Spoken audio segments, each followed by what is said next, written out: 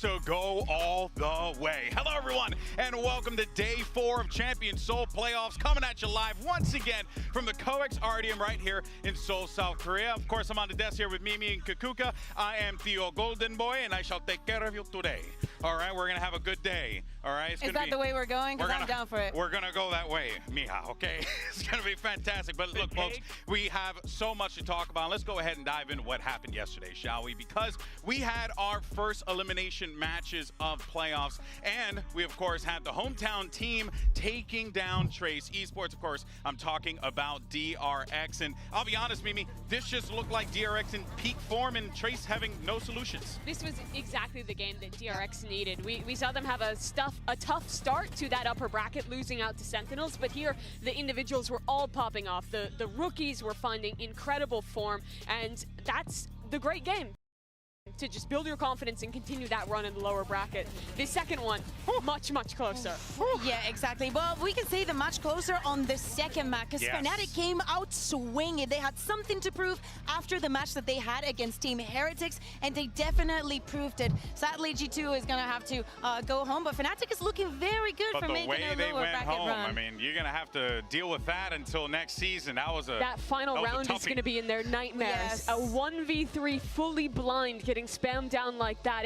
It's heartbreaking for G2, but for Fnatic, I mean, that's what happens. You need rounds like that, and it's, I think, huge for them to not let that second map slip away. Yeah. They should have won it more cleanly. G2 had a really impressive comeback to even get it so close, but still, Fnatic, I think they are in form to try and go on a run as well down there. Totally agree with that. It's going to be awesome to see what they can put together here. Let's go ahead and take a gander at the bracket, shall we? See where we are right now in this whole shebang, because we got two big games that are going to be taking place today, and the losers of these games are going to be facing off against DRX and Fnatic. It is literally a who's who in Valorant esports. It is exactly, I mean, look at the names of the teams there, Kuka. It's like the biggest teams in the game right now. It's freaking awesome. At the top today, we're going to get two teams that are going to go on straight into the top 3 of champs, which is unreal. But if you lose, you might have a second chance. But we are talking about a DRX and a Fnatic that had an amazing day yesterday, that they found an incredible form and are super ready to get to that final. Yeah, if you lose here, you're going to have to play every single day in a row until the grand finals. It is brutal. If you win, however, you have some days off, you're set up, you already have your spot in the Inspire Arena booked, and you have a chance to get that advantage into the upper final. So these games, even if there is a second chance in the lower bracket, are super critical for these teams to win if they want to lift the trophy. It ain't gonna get easier from here. Plain and simple, that's how it rolls. But let's go ahead and take a look at our pick'ems powered by our friends at AWS. These are actually coming from our watch party, amigos. So they made their picks. Let's see who's on top right now. Oh, Sam, I peeped. Nade shot. What the hell are you doing? No, that's not Nade shot. Wait, what? Am I tripping? I see Nade shot, but that don't look like Nade that I know. That's a new Nade shot. That is a new Nade shot. I think it is his spreads, though, because he was doing pretty well all throughout this one. Laz as well from the Japanese scene, starting to pop off a little bit there.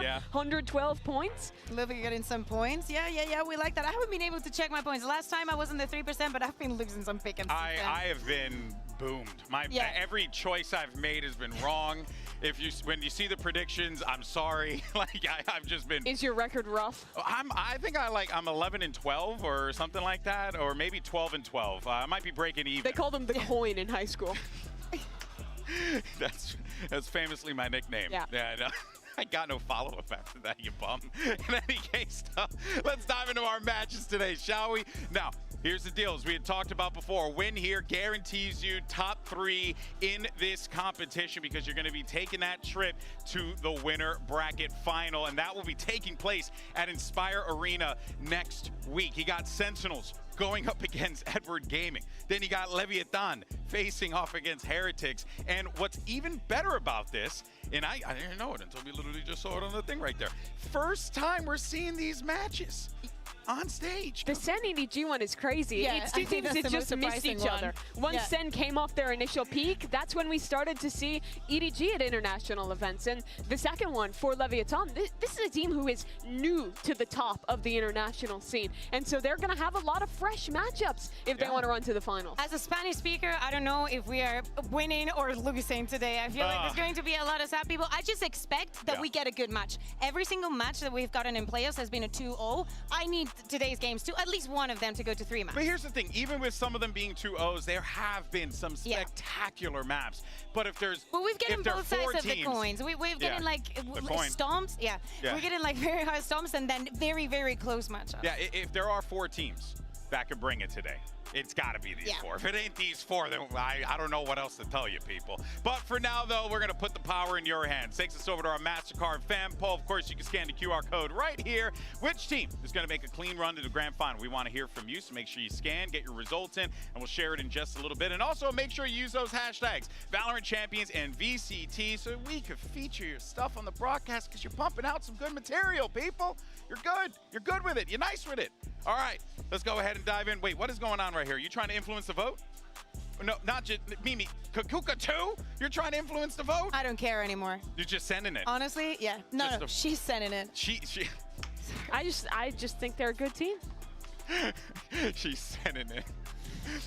Oh my God, it's too much time. Dog. I gotta get rid of it. That's my dog right there. I'm not sending it. All right, well, I'm no longer sending it. Let us dive into our first match, shall we? We're going to talk about some Sentinels here because they did something that we never thought we'd ever see happen. They ditched the deadlock, and then they decided to put Zekin on the Neon, which, if you talk to the members of Sentinel about this, Mimi, it was more like Zekin was kind of just jiving. He just wanted to play Neon, and he was unbelievable. Yeah, he's played the Agent earlier in his career, but he's yet to play it in 2024, and this is the first time he's shown it at a global event. And the coordination between him and Zelsis looked absolutely on point on that Breach Neon. Yeah. I think this combo, when those two players are looped into each other perfectly, is so potent. Zekin was hitting all the checkpoints correctly, stopping when he needed to, speeding up and taking risks when he needed to. Sentinels, this looked like the coordination and the calling from John QT that we saw when they won in Madrid. It's the fish, I'm telling you. It's the blobfish, right? That's what it's called, the blobfish. Out of all the things, do you think that's it? I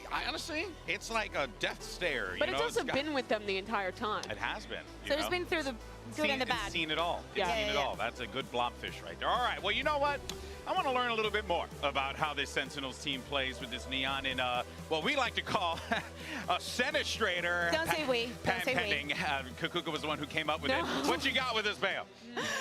Yeah, I think it's very interesting to see the combination, to see how they brought in the Neon and what you can do with it. Because especially when we think about a map like Haven, even though we missed it for a long time, we know where the strong points on the map are, right? We know that the fight for A is always going to be there. And I wanted to take a look at one of the executes that they have and how they incorporate the Neon onto it. So it's a 4-4. As I say, Sentinels is going to be on the attack.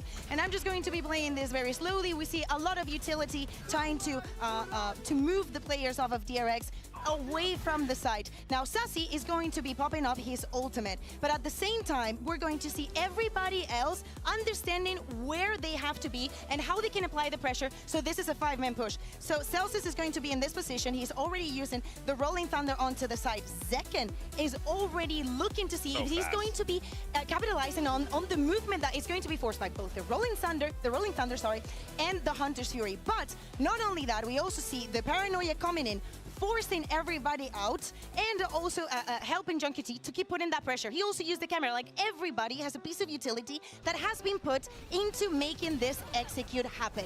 Now, everything's gonna happen very fast because this is what happens when you're playing Neon. Yeah. And everybody from DRX is going to try and stop the plant from going down. They know that the pressure is massive, and Zekin understands very well that not only he has to be the first, he has to be tanking the utility, continuing on the kills, and being on top of that chaos. Now, that is a round that is going to go for Sentinels. We know this executes, we can expect. But what happens when we go to the defense. I wanted to take a look at round number 21, which is the round that Sentinels wins the map with, right? So right at the beginning, take a look at the positions. Again, it is Haven. I'm not going to rediscover anything from you because you know how this map is played. But Celsius is going to be starting off with some span, but he's going to be very aware of the fact that he needs to have second in case something happens, so he's going to have his stun ready. Sacy is going to be getting all that information also and trying to, try to get some collision onto it. Now, I'm going to play the round because DRX has a very clear idea of just doing a very heavy execute onto A as well. The camera, same one that John QT used it on the previous round, and again, generating that pressure. But, and also with the Hunter's Fury. But the moment the Hunter's Fury pops, right? The moment the Hunter's Fury pops, Celsius is going to also be using his stun. We see the same execute, right? The Rolling Thunder going onto the side, but look at the positions. Look at what Sacy does here. He moves himself off from this angle and just calls help from Zekken. And what Zekken does is also very important. Now, something that you do have with Neon that you do not have with the Jet is not only this wall that is going to force DRX to clear 1, 2, 3, 4, 5 angles that you need to be aware of once you see it. Also, you're going to have the stun because Buzz understands that once the Rolling Thunder and the Hunter's Fury is falling off, he needs to be the one getting the kills in case the utility doesn't get it.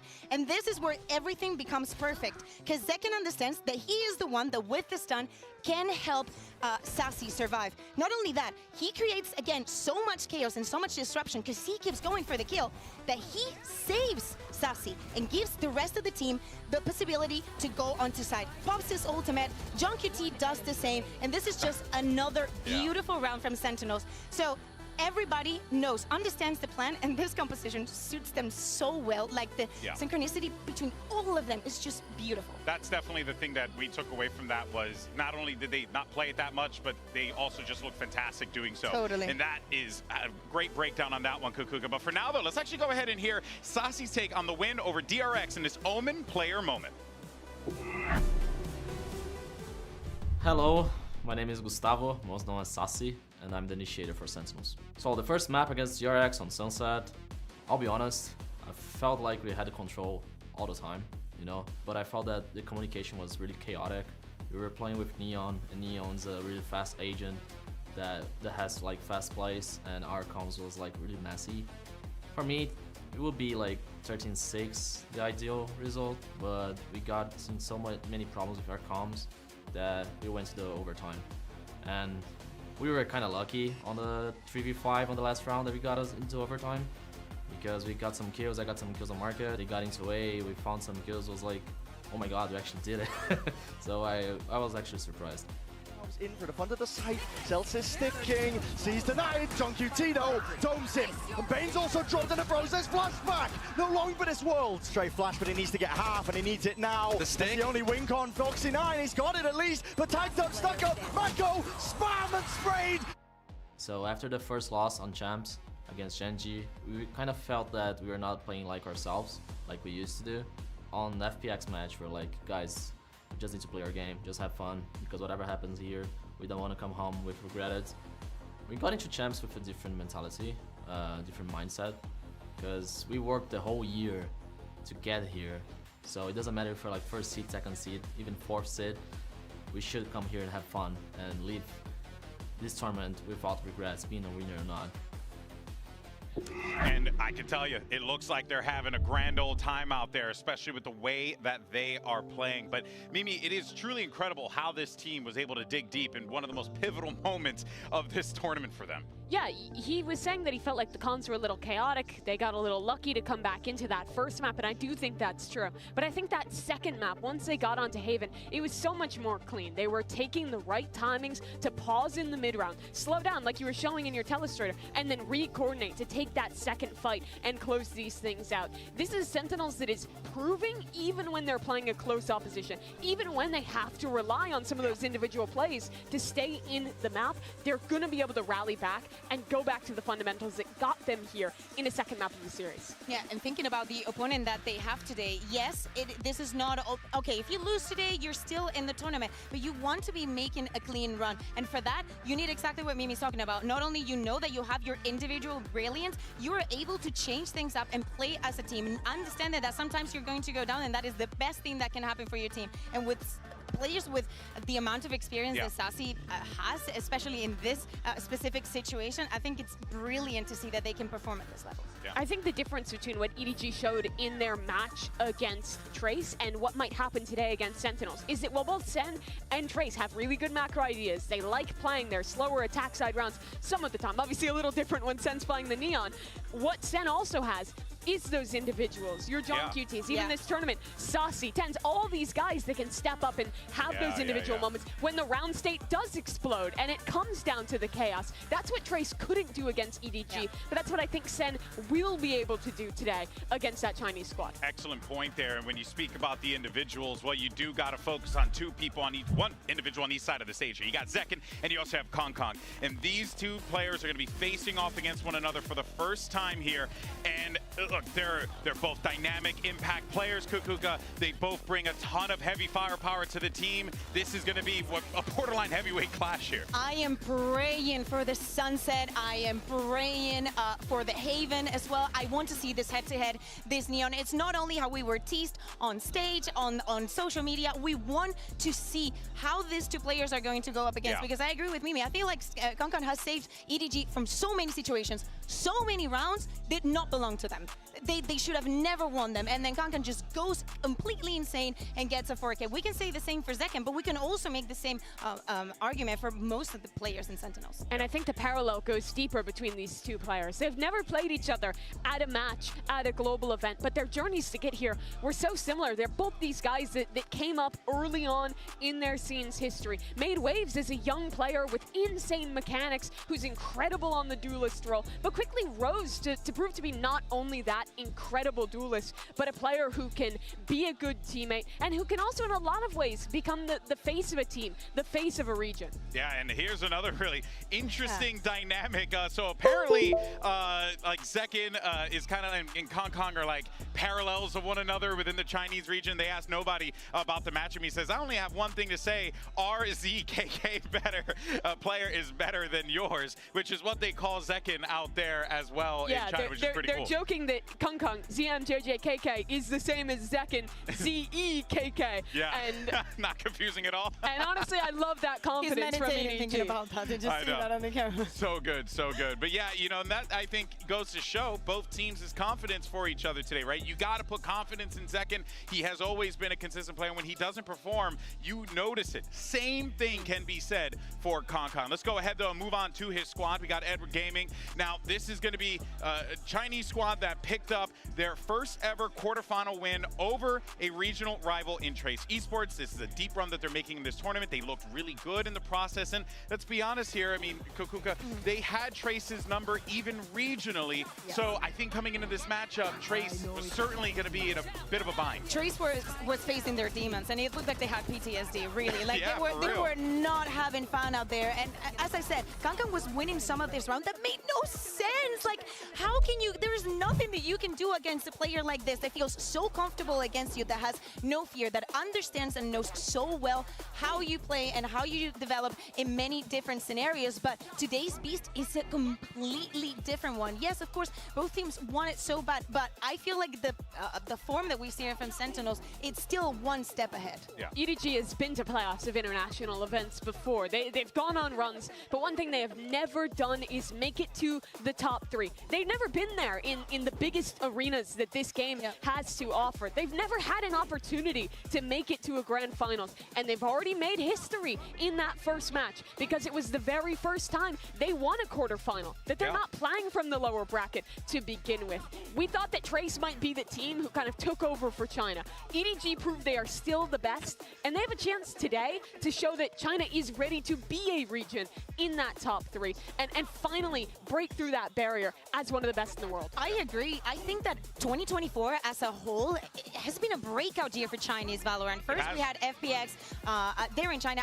To me, honestly, I'm going to say it again. Justice for FPX. Well, I need to see more from them. I need them to see going deeper. I think that they could do such cool things when we get to playoffs. But for Trace Esports to make it out as first groups in the first Champions League that they attend on, if EDG is to win today, just with that, just making it to that top 3, I would say is a 9 out of 10 year for China. Massive achievement indeed. Well, earlier on, Yinsu had an opportunity to catch up with EDG. Simon, let's go ahead and hear what he had to say. I'm now joined by Simon from EDG and Luna here to do some translations as well. Now, Simon, this is your first big event on the global stage. You already have an opportunity to fight for top 4 in such a crazy situation, high pressure situation. So how do you keep calm and collected and cool in these situations? 我本来就不太会有压力，也不太会紧张。I actually didn't feel that much pressure. I'm not those kind of people who will be too nervous. All right, it's going to be a good asset to have. Good luck today. All right, well, let's go ahead and talk about Chichu, because everyone's hopping on the Chichu train over here. He's been unreal, steamrolling through people, and I love me some train puns, Mimi. You know all about that. But genuinely, the man has been fantastic. That's so beautiful. I love You that have to for you, rate it. But yeah, Simon there is saying, as a rookie player, he doesn't feel that pressure on stage. And I think a big part of that is that he's surrounded by such experienced players, one of whom is Chichu, who has always been excellent when it comes to these global events. Especially when we talk about the solo plays, we know that Kankan is brilliant, but he's set up in many of these situations, right? Even for the attack. Chichu, you're mostly going to be seeing alone. At the first one, we saw him playing on buy and just going alone on hookah, getting 3, just having that super good individual level and just being able to be on the look, be in that surprise. And I think it is a very good ace to have on your sleeve when you're going deeper into the tournament. Yeah, we see a lot of chaotic moments from this team where it ends up kind of coming down to clutches, coming down to big moments. And Chichu is the guy who almost always delivers. And I think it's just so impressive that he's done that so consistently across all these different global events. Yeah, well, of course, you know, we'll see how this plays out for EDG. But let's actually go ahead and hear from Simon yet again in this Omen, player moment. 大家好，我是 EDG 的 Simon。大家都觉得 EDG 是个很强的队伍。自从我加入 EDG 之后，我就蛮怕自己打不好的，但是我还是想在世界赛上证明自己，跟队伍一起打得更好。谢谢大家的支持，我们会拿到冠军的。But it goes back instantly. Bianca still trying to hold towards hookah. And just one by one they face, and one by one they fall. 下一场我们要打 Sentinels。我觉得他们是个很强劲的队伍，不管是枪也好，还是技能搭配也好，但是我们会有更好的协同性击败他们。然后我觉得我们要做的就是打好我们的东西就行了。And they're saying that they just need to play their best. They're looking to outshine them with the teamwork. But if there is one thing I can comfortably say about this EDG team, is that when they want to play some structured Valorant, they'll do it. When they want to get in the mud, they'll do it. They'll drag you into the mud with them if they want to. And I think that is the impressive part about this squad. It's interesting too, because we call it mud and it looks like it, but I think in particular that Trace game they just played, it wasn't the rounds getting out of their control and needing to rely on individuals. I think their game plan was actually contact up, explode these sites, and actually explode the round state because they just trust that they can be better in those situations. And that's where you see the depth of this team. I like to see them calm and collected as we're seeing them on stage right now, because I do think that one of the big keys to winning against Trace Esports is that not only they knew them very well, they knew what they were lacking as a team, what they were lacking compositionally, but going up against a team from another region for the first time is definitely going to be a different beast. So seeing them like that, it makes me feel like they've taken this time to really study them. But it's fascinating on both sides of the field. Sentinels are going to be experiencing the same exact thing, having to go up against EDG and Chinese Valorant and the pace that they like to play. It's really awesome. But now, before we get into today's first match, let's go ahead and weigh in on what's been happening off our stage. And it's time for good take, bad take. That's right, baby. We got another segment. Haha. All right, so let's do this here. Now, the way it's going to work is we're going to look at the Champs Discord discourse on social media. I love and then we're gonna, Discord. that's right. And then we're gonna highlight some takes and give them a thumbs up or a thumbs down. And strongly agree, strongly disagree. You know, I mean, just roll with us. You can agree with us or disagree with us in the chat. All right, number one, numero uno. What do we have over here? Isn't this already left? This is from Zelsis. He's saying that they're Osbus and 4Cats, and that is unbelievably false. Look at the performance players like King, like Mazzino are putting up consistently for this roster. Osbus is the GOAT, but he's not the only great player on that team. Well, I will say a couple of things. One, having 4Cats sounds like a dream. That's why it's not a strongly disagree. That's why I did strongly disagree. His kitties are adorable. Yeah. But they're not already. But wait, let me say what I was gonna say. The other day, I think that it was proven, and it said a lot about Aspas and about Lev as a team, that on Icebox he was not performing. He was not achieving what he was supposed to with the operator. Sometimes those things happen. They still won. They still put up such a good performance, and that is what makes Aspas also such a good player. Is that he doesn't overheat. He doesn't tries to overcompensate when things are not going well. So disagree. Okay, but you're saying disagree because they're not literally 4Cats, but you should be strongly disagree because literally they are four human men. Do not disparage the kitties. All right, moving on to number 2.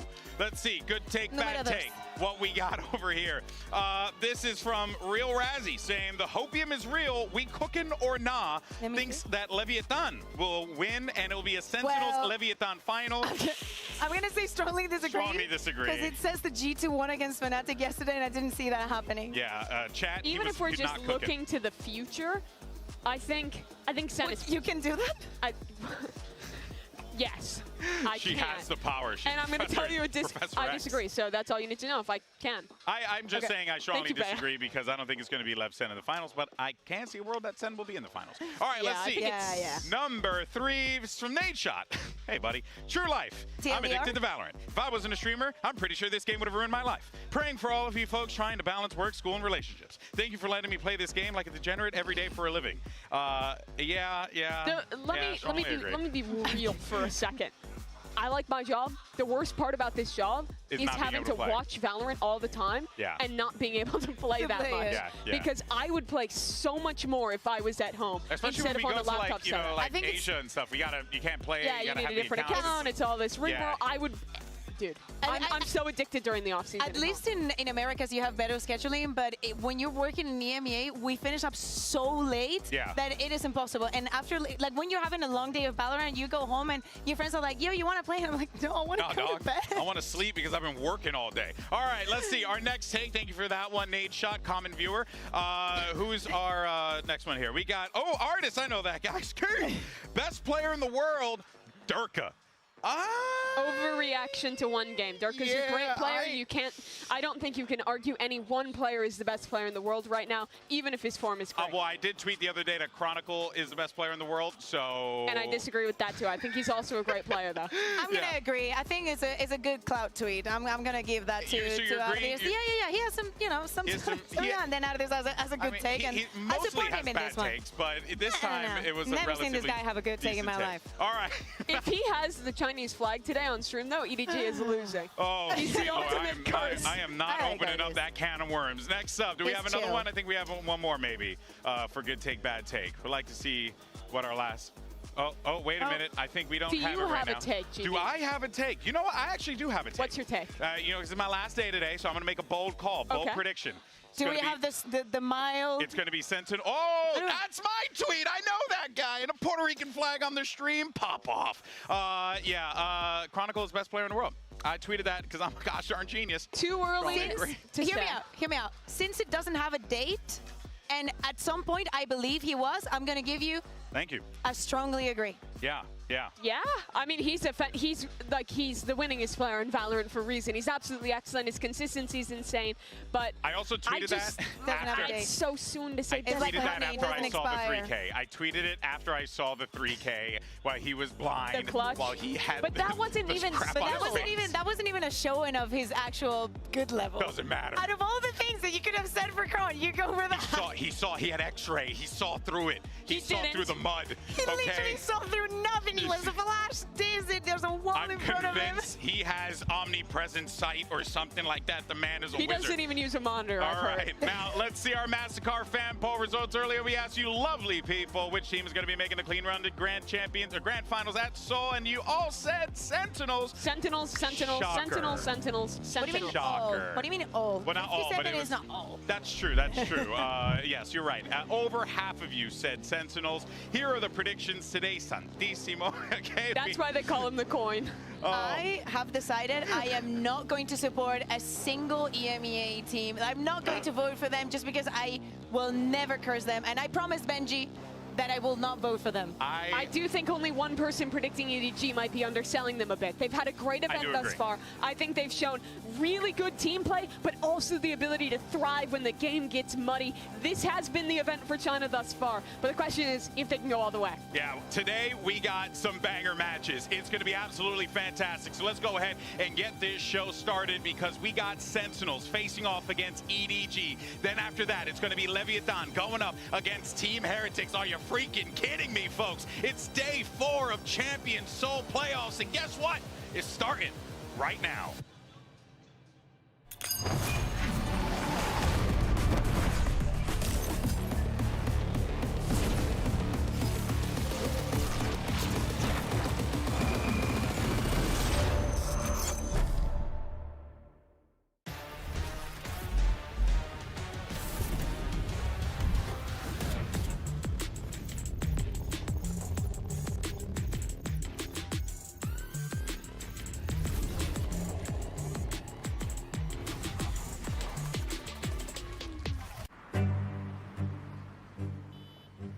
Not being a champs 2023 last year, it's kind of tough. Especially like watch my old teammates there, watch Naspas. Even like 1 year after I won the champs, I was like, damn, like I felt so sad. I tried to promise myself that I would work harder than I did in 2023 and see where it takes me. I'm here. That experience shining through. 大家都觉得 EDG 是个很强的队伍，我就蛮怕自己打不好的，但是我还是想在世界赛上证明自己。 Facing EDG is gonna be fun. It's hard to say what I expect from them because I'll be honest, you kinda can't know what to expect from the Chinese team so far on this tournament. EDG looking so damn strong. 下一场我们要打 Sentinels， 我觉得他们是个很强劲的队伍，不管是枪也好，还是技能搭配也好，但是我们会有更好的协同性击败他们。 Just need to play our game, just have fun. We don't want to come home with regrets. The only thing that we can control is ourselves. I'm happy we played Leviathan. It's really exciting. They're a team that you must respect them. Otherwise, yeah, they're just gonna smash it. I always love playing new teams I've never played, but I think they're a pretty good team. They take their individual timings, they have really good individual players, and they have a lot of energy in the game when they play. I don't think Leviathan played against a team like us. I think they're gonna be a little bit in shock by how good some of the things we do are.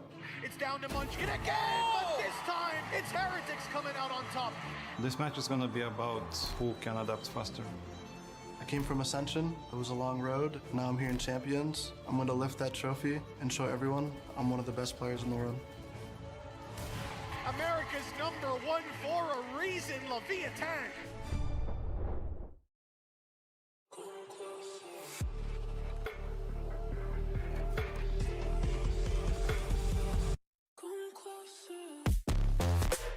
Edward Gaming.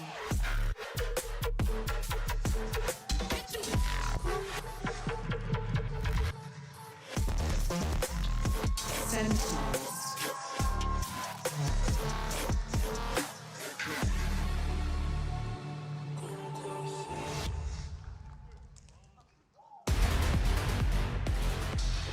And it doesn't get any better than this. Regional heavyweights, prolific teams from China and the Americas clash on this stage for the very first time. And the winner locks up top 3 in one of the most exciting and pivotal Valorant tournaments of all time. SEN have been there and done that. They lifted the first ever trophy this game had to offer on a global stage. They did the same in Madrid. But EDG have been fighting for 2 years to make it to an arena. They're coming off a disappointment in Shanghai with a chance now to make their first ever top 3 for themselves and for China. And as we're looking at the maps, Haven is going to be the first testing ground. We were talking about it. We wanted to get that head-to-head, that neon head-to-head, and I think it's going to be amazing to see. Not only that, EDG feeling comfortable after what they saw the other day from Sentinels, that this is where they want to go. Kong and Zekken have never played against each other before.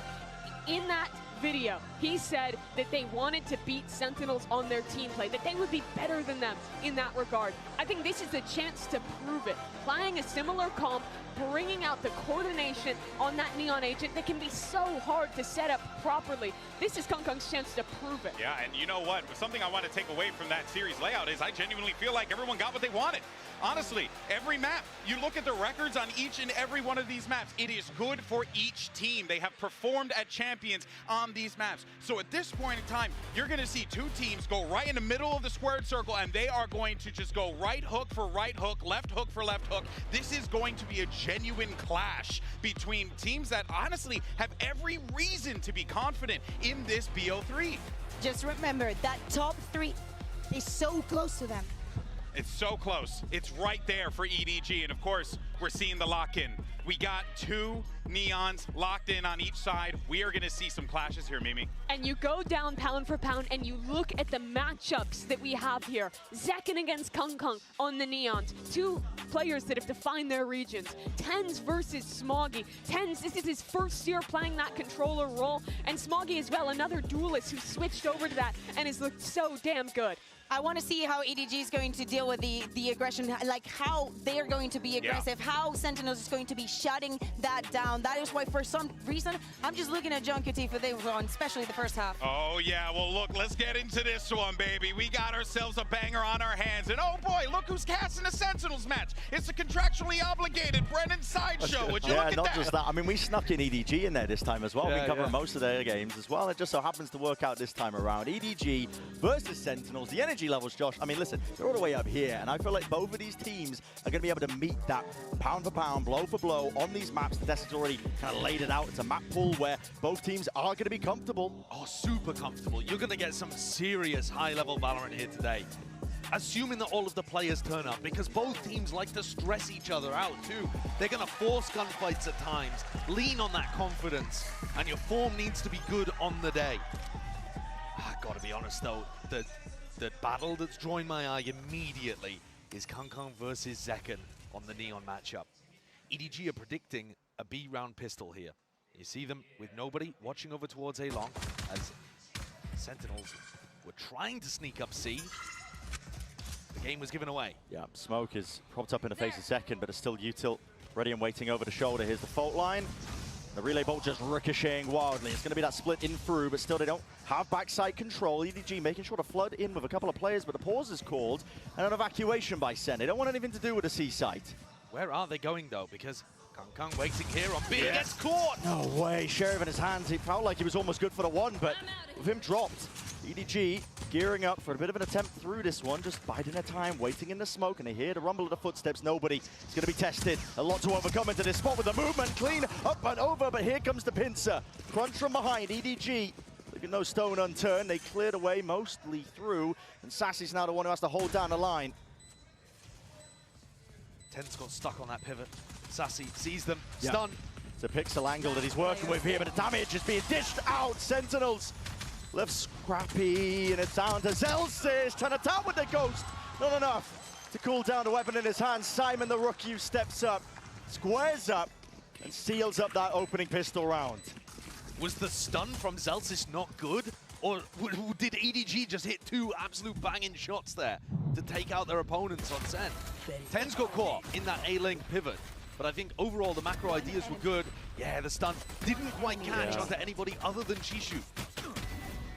But even so, I mean, that's a pretty ridiculous kill from him. He's happy about that one. A great start for EDG. Both of these teams confident in their Haven gameplay. We've seen them both play Haven to a really high level already in this tournament. I'd hard agree with that. I think EDG as well. They're trying to put that best foot forward. This is an important match for a variety of reasons. Listen, it's not just the biggest event of the year, but as the desk was mentioning, it's one of their best opportunities to break past that previous ceiling they kind of reached, I suppose, at other events where they've only got 5th, 6th. If you win here, you get that minimum of top 3. And they've never even been able to replicate that 5th/6th finish at a tournament. It took outrageous performances from Kangkang, putting on an all-star operator. Yeah. Attempt as well Spike down from B. Sentinels to see if they can get that easy plant down, but it's already read by EDG. I think a really crucial strategic tool for Sentinels is going to be applying pressure to nobody. You see how he's just holding A long in this round on his own. Sentinels need to be able to shove him off, and EDG have lots of different ways that they can trap around this. It's getting not risky so much, but economically damaging, and in the midst of all of this, TenZ has snuck his way in a little. Yeah. Given away his position, unfortunately. Kind of had to. I don't think there should be any danger here unless TenZ was able to lurk his way behind. 30 seconds left.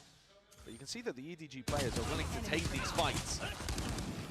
And it has been an expensive round. Yeah. Softened up. John's running away with 1 HP, seeing what other mischief he can get up to. The cage, okay, shot down. Shark Dart at least chasing him down. But that is not bad. Smoggy's still got some money in the bank, so has Simon, so it's not going to be the most devastating knock to the EDG economy in the world, but it's going to soften it up slightly for round 3 and make it easier for Sen to get on the board. Yeah. I think that A lobby fight, though, and pushing nobody off the A line is going to be massively important. But EDG often make it feel like it's only the Sova playing there, and if you try to take that fight, suddenly they collapse onto you with a big A lobby ambush. So you do have to be careful. You see in this round, they've got 4 players stacked up defending that side of the map there, EDG. And they're not throwing Util out right at the beginning. They're waiting to see if Sentinels try to take that space before they hit the ambush. So they went exactly for that strat. So I'm going to be using a little bit of kit, making sure that they can clear the way, just get rid of the trip. Mid-round information as well from nobody. He's just using that drone, but it was broken. There's still a bit of uncertainty, but this whole time EDG have taken deep A lobby control. You can see Kangkang is posted here. This angle, just removing the drone. Cage up into his face. We'll have to use the stun to slow down any approach from Sen in case the punish was there. Smoggy still has paranoia in his hands as well. Yeah, he's not giving up this space. Kangkang could thrive into this spot and position a bonus round conversion in his side. Still flash has to be avoided, still gets the 1. Great adjustment and snap back with a crosshair placement. 40 seconds left for Sentinels, and the question remains, which way are they trying to land? And NeuroFF will give them critical information to work with. It looks like they're going to group up over towards A, but that's still where Smoggy and Simon are. 30 seconds left. No easy openings, 25 seconds left. Jump spots. Smoggy sees it, catching it. A lot of information gathered. Fault line is good though. Just concatenates on top, and Simon just trying to play this tight angle. Blinded up from the side, still lands that shot. Traded though, plant down for John QT, nothing to push this one back. Ridiculously good supportive utility there from Zelsis and TenZ. Nobody's going to be praying that somebody opens up wide, but up onto the heaven angle. Zelsis, who's claiming that one, dropped down. Double digits of health, but there's only Chichu left with the Bulldog. They're here to reload. It gives TenZ the prime opportunity to just pre-aim onto the angle. A big round for Sen to get onto the board, but a difficult one still. EDG fighting tooth and nail to hold on to these spots. You can see this team, they got some dangerous setups on the defense side. I think in terms of that team play that EDG were talking about and their preparation, this is the best tournament for them. Yeah. Even if you contrast it back to Tokyo, that was more individualism. And Kangkang waking up and having the world's most wonderful op performance we've seen from a player, I would argue. This version of EDG seems like they've put in a lot more thought to their game and tactics on top of that. I had agree. I think that, you know, despite you could look at some of their opponents this tournament, and you might not be into it. Who they've actually bested. But for me, I've been paying attention to how they've been trying to play, and look at this, bit of a trap play setup, but stun missing. Hello, accidental kill. Right through the wall, bit of unfortunate action occurring, at least for John QT, not unfortunate for EDG. But they respam it, and so both teams come out of that fairly similar. But with the Cypher down, this opens up different options. EDG could now try to push aggressive and get flanks off against Sen. And Sen could probably go for a big site execute onto C, where the Cypher's now got no utility. EDG don't choose the aggressive option, though. They're keeping players anchored to C to try to make up for that fact. Nobody has the rifle. Nobody has the rifle, but as he's looking for that information, I mean, that's what happens when a drone is used a little bit prior. Didn't have it to try and safely garner it. At least there's going to be relay bolts as well, and space given. Yeah. This is ridiculously good from Sen. That lurk timing from Celsius is marvelous. Wait but a it doesn't second. matter. Yeah, and Smoggy's right back in there. The Paranoia is already sent out. That's preemptive. Outlaw in the hands of 140. Second, down to the double digits, but still alive for now. Glides to the side. And he is the spearhead. Like, literally in this case, man. Cracks open the C site, despite the resistance that EDG were trying to put up. Doesn't seem likely that Kankan would be able to pull this off, but he is an extraordinary player. If he had the stun to work with, maybe he'd be able to isolate a 1. A wall to get in 2, but honestly with his money low, in a 1v3, best course of action probably going to be to save. Yeah, he's just seeing there whether anyone's going to give him a free duel, but Sentinels are going to play with a bit more discipline than that. Well, they're looking to try to take the gun. Yeah, they understand the importance of this one. Sentinels thinking ahead. Bye-bye. Zekken, head clean off. Go, go, go. Sen realize it. They're in danger of just being trapped down to the spike, so they're going to do a bit of a mad dash, but it does bring us down now, at least 2-2 in terms of the rounds. And it's nobody, the newer IGL for EDG, that actually gets the wrong read on this round. You see him being caught there going for the re-clear on A. He'd called for his team to reinforce the C site, because in his head, that's the most logical place for Sentinels to end. You've just killed the defending Cypher. Why not hit that site where the anchor player is no longer there? So they reinforce C with Simon, Smoggy, and keep A very weak. Nobody tries to hold it on his own, gets punished for that. Not necessarily hubris, though. It's just you can't cover the entire map when you're in that position. Perhaps he should have dropped off site, but nobody is a very confident player. And we're going to see this version of EDG's trap being run on their eco. Trouble is Kankanger's going to be falling prey. Yep, second. Glides his way forwards to a nice little win, and he's covered over the shoulder once more by TenZ. Spraying away, it matters not about that paranoia. Smoggy, they know he's playing somewhere nearby. It's all about clearing them out. They've got that diligence, TP up and over, and certainty for Smoggy. Just the one before his drop. All of the coordination working really brilliantly there for Sen. That additional pause that Zekken throws into things just to allow TenZ on top of the box. They've been doing a lot of that. In a 4v1, Shishu once again finds himself in a spot that's simply unwinnable. 9 HP. Listen, it's a nice shot under Sacy. Sentinels now taking the lead. By the 1 round, it looks like they've regained a little bit of that composure just from losing some of the prior rounds, but it's Sen kind of running away with it. And they've also now experienced that A-lobby delayed crunch, but it was on an eco, which was easier for them to deal with. These players swinging in from EDG did not have big rifles to be able to take the fight to them on an even basis. And so that should actually help Sen in the future figure out, okay, we had an idea of how to deal with it. Did it work? Do we need to make adjustments if there's going to be rifles up in the future? They did look pretty set on that, though. The stun coming out over towards A-Long was nice. It wasn't right at the beginning of the round. Both teams feeling each other out very well.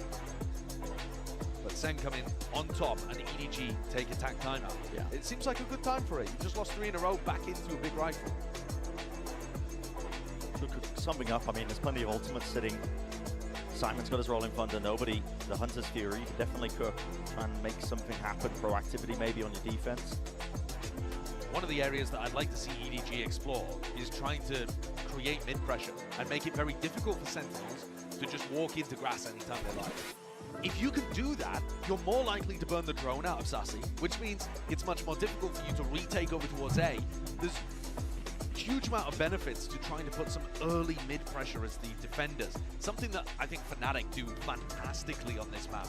One of the reasons why they're probably the most dangerous team in the world on Haven. Yeah, that and Alpha, yeah.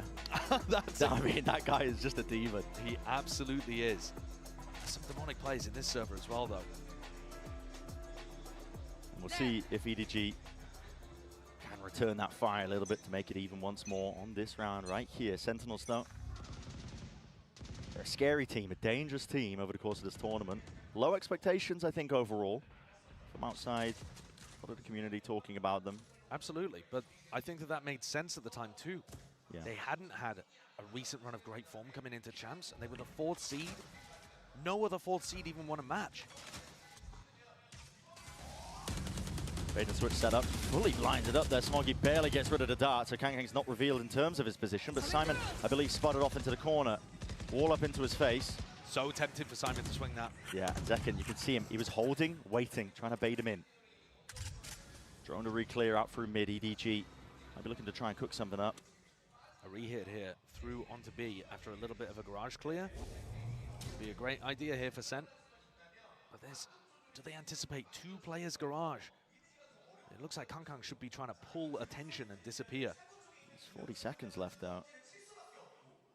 Sen don't have map control over them through mid, and they are surrounded on multiple fronts. Simon's a little far away to deny this plant with his ult. Is he going to rip it? 30 seconds. Yeah, well, the stun at least does connect. He doesn't let the ult go. Aftershock is a little bit delayed there, lighting up onto second, but still the plant is down. Hunter's Fury trying to layer this one down along with the Rolling Thunder. Cacophony of ultimates, and it is coming up to fruition. Jungkook Tito holding onto the corner. Simon with a reposition, and there's a count for it. Jungkook T dropped down, just can't reset the aim in time. 2v2. A tap. Neurofef reveals it. Fights to be taken down to that 1v1. And Chichu now going to be getting that information. Sacy is revealed with the shots fired off as well. Jump spot, pulls him off. No half in sight for Chichu. He's tapping away as well, praying for those stray shots to hit. Sacy might need to swing this one. Chichu unable to survive. When the recon misses there towards the end, Sacy's got a split second to make that decision to swing. Very close to letting that one slip through his fingers. But the player on Sentinels with that Champions Trophy already in the cabinet comes up clutch for them again. A nice attempt by EDG once more to put pressure down mid on the retake. But the plant denial was late. I think that's a bit of an error there from Simon, actually. Led with the fault line and then the aftershock, but it was a bit too delayed. Didn't stop Zekken from planting.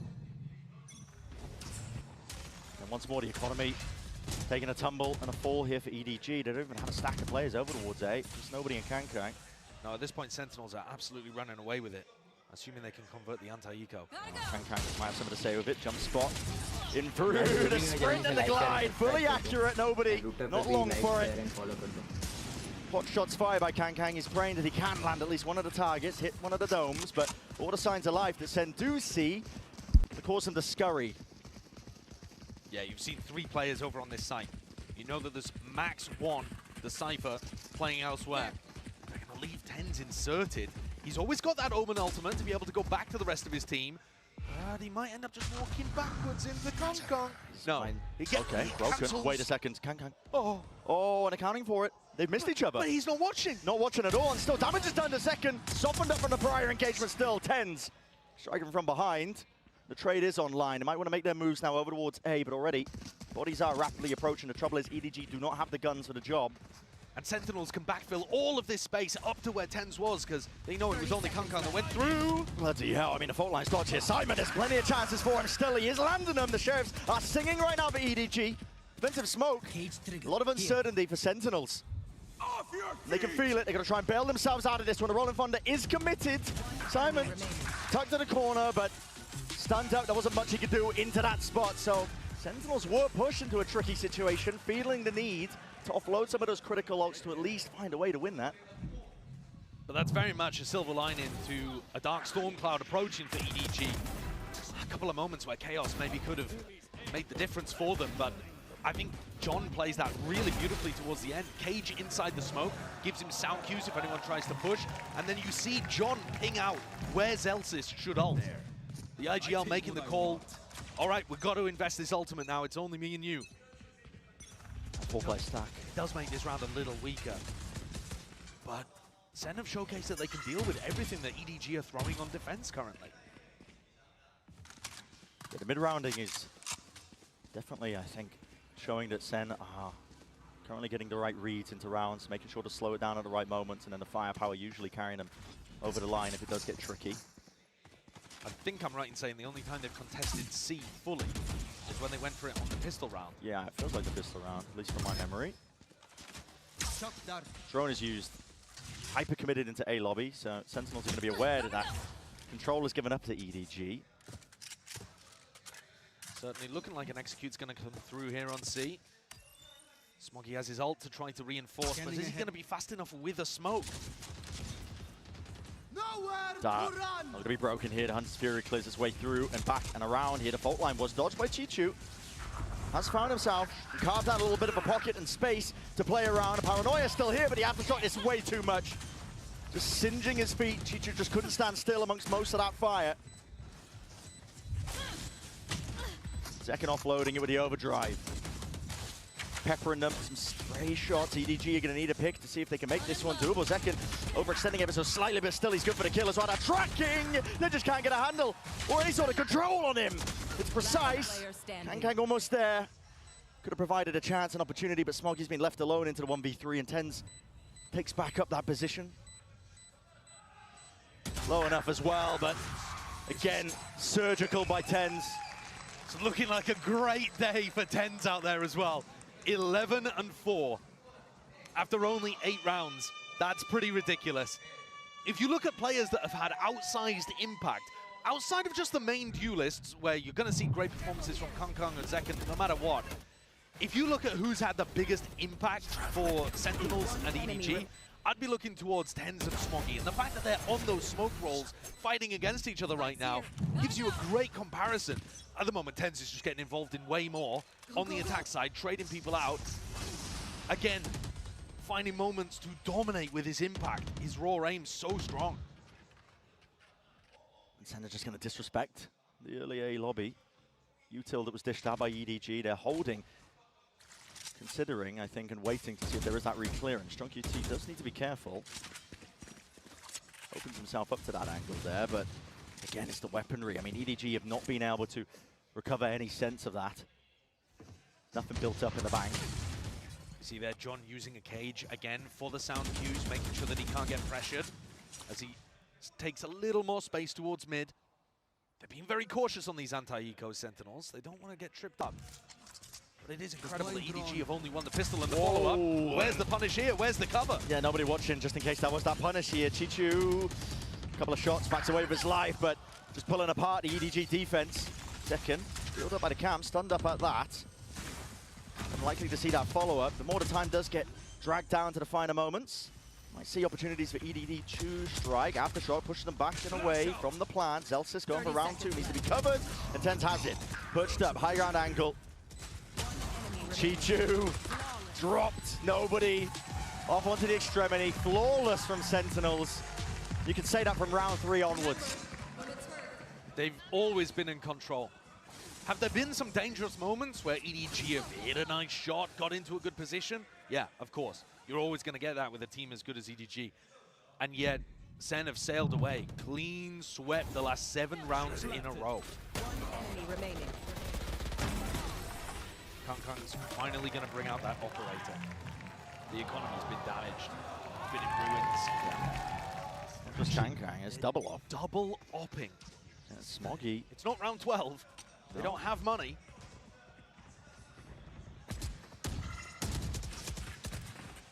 Sentinels, bit of early orb farming as well. See if they can get that rolling thunder online. Zellsis is now one away from it. And they have been prioritizing this smoke at the top of C long as well, which cuts off Smoggy's sightline. He's not sure whether someone's tucked into Cubby, as Sacy has. He also doesn't know if someone's going to peek him from the right or the left. It's a tough situation to play with the op. Yeah, and it might come down to reactions if he gets peeked. I mean, he's also going to get pressure from Garage unless Chichu can hold that off. Drone sees it. Op spotted. Out for Garage now. Pincer play by SEN. Try and make their moves in through the C site now. Ball cuts it up. You can see there's an awareness at the back of the heads of SEN. They're worried about this operator in play at work. Paranoia's used to clear most of the way alongside the Dart. There's many waves of the util. Celsius with the plant. Will get his ult online from this one. Everybody grouped up from EDG, setting themselves up to try and play for the retake, but it's preemptive. SEN using this to try and strike. Chichu's there. Offset though, nobody covering it. An overextension by Sentinels. Now it's up to these remaining players if they can pick up the pieces, but the stun is immaculate, and the spray down from Zelsis. Only the Wonder is troubled. If Sentinels had had any idea there was a double operator set up in this round, I don't think they would have gone for such an aggressive post-plant option. But they didn't want to allow EDG all of that util advantage. That's nasty. And that's a crazy double kill from Chichu. EDG have been waiting for a moment like that the whole time. And the double ops did not particularly contribute there. I accidentally hit my escape key. And that round, Kong actually has the Neon Ultimate to be able to make up for it.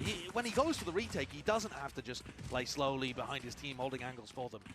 Now, however, you take a look at what's going on for EDG, and he doesn't have that to be able to back himself up. Yeah, use just in case they get overwhelmed and swarmed here. Just that EDG's defensive setup. Even B entirely open for the taking. Obviously, Sentinels don't know this one. It's been cautious from beginning to end in most of these rounds as well. High priority to try and break some of this util through, but the trip is spotted. It was a kill trip that Chichu was hoping to play off of. Bit of spam through the wall. Second movement is so nice in these spots as well. Jump peeking scenarios where he might be thinking about an EDG player tucked in an angle. So difficult to play a one and done against a Neon with good movement like that.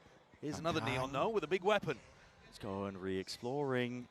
Risky, but you're down so many rounds that sometimes risks need to be taken. Doesn't break down the drone. It's a fault line as well. Does catch. Slowed down to a cruel cage on the cross.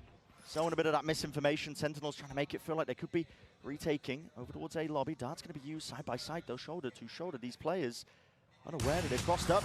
And Smoggy now isolated. He's on an island through the back of the site. The Utah once more. It is impeccable. Trying to dodge and weave around from this play. Chichu and Simon now. It's a quick flood attempt in through the back. Picking up these rifles in their hands. These are the upgrades. Hunter's Fury scatters through. Fights to be taken by EDG. They could be set up for success on most of it. Sprayed down. And with the Hunter's Fury dropping John QT, it's another round earned. EDG can add that to the tally. What a sick defensive read by Nobody. I want to give him his credit here because he got the wrong read in a prior round that started this avalanche away from him. But this time, he'd already called the rotate over to C as he was smoked off. Drone had already cleared, fault line. He knew, at least he should have thought, that Sen were starting to take space over on A. He just did not buy that at all, was not convinced of what John had put together. Called his bluff, hits everything perfectly. The pistol round and a few stray gun rounds. What a shot, Kang! Flexing his muscles. Oh my god, yeah, Tens is as well, but they don't realize and anticipate. Okay, Chichu is going to get dropped here right through the smoke. CDG trying to attempt to flood their way through. Nora Feb reveals all. And Tens will make full usage of it. Paranoia. Connection. Movement from Kang is the only surviving element. And praying for a shot to connect there to make it just a little bit more winnable. But for Sentinels, primed and ready for that 8th round. Just a shorty to work with. There are so many angles as well. Could be worrying about the high ground where Tens have been perched. There was a double hold out through the back. The cam tagging him. You have to play into this round as a last chance in the half. But it's futile. He's been given nothing. Toyed with darts. He's having to deal with it all. It's all being dished out. One last hurrah by Sen. And that time, fully against him. A bit of a flourish, but still 8-4. Sentinels maintain that lead all the way for the first half of Haven. And it would have looked even more dominant had EDG not been able to pick up a really important pistol at the start. Tens continues to be immaculate in these rounds. The teleport with his ultimate into back B, the kills through the smoke. He's untouchable right now. 17-7. Yeah, doesn't get much better than that. Leading the charge, kill leader in the lobby. Doesn't look like he's slowing down at all in the slightest. Absolutely incredible match so far. We're going to send it down to the floor for a nice little interview. Hello everyone, it's Bella back with the halftime interviews. I'm joined by Zekin's mom and Tens' uncle. Hello, 안녕하세요. Okay, first, Tens' uncle, you know, Tens is by far, I feel like, the most famous Valorant player in the world. What is it like having such a superstar nephew? 이렇게 텐즈 선수가 워낙 이제 전 세계적으로 유명한 발로란트 선수인데 이런 슈퍼스타 조카를 둔 소감이 좀 듣고 싶습니다. It's an honor to, like, honestly, the kid's on a different level. I wish I could take some, like, credit for some of the skills he has, but yeah, he's different planet. 뭐 완전 영광이고 아무래도 뭐 텐즈 선수가 이렇게 잘하는 게 내 덕이야라고 조금은 말하고 싶지만 그냥 어나더 레벨 너무 대단한 선수라고 합니다. And do you have anything you want to add? I heard you can speak a little Korean. 안녕하세요, 여러분. 제가 텐즈 삼촌 크리스예요. 텐즈가 게임 하는 거 제가 다 알려준 거예요. 감사합니다. 다 알아들으셨죠? And you know, 제켄 어머니도 저희에게 좀 보여주고 싶은 게 있다고 하셨는데 한번 물어보도록 하겠습니다. And Zeken's mom, hi, nice to meet you. And I heard that you have a little something, especially the Korean fans. 안녕하세요. And I heard there's also a little something that you wanted to show. Okay, you ready? All right, let's do it.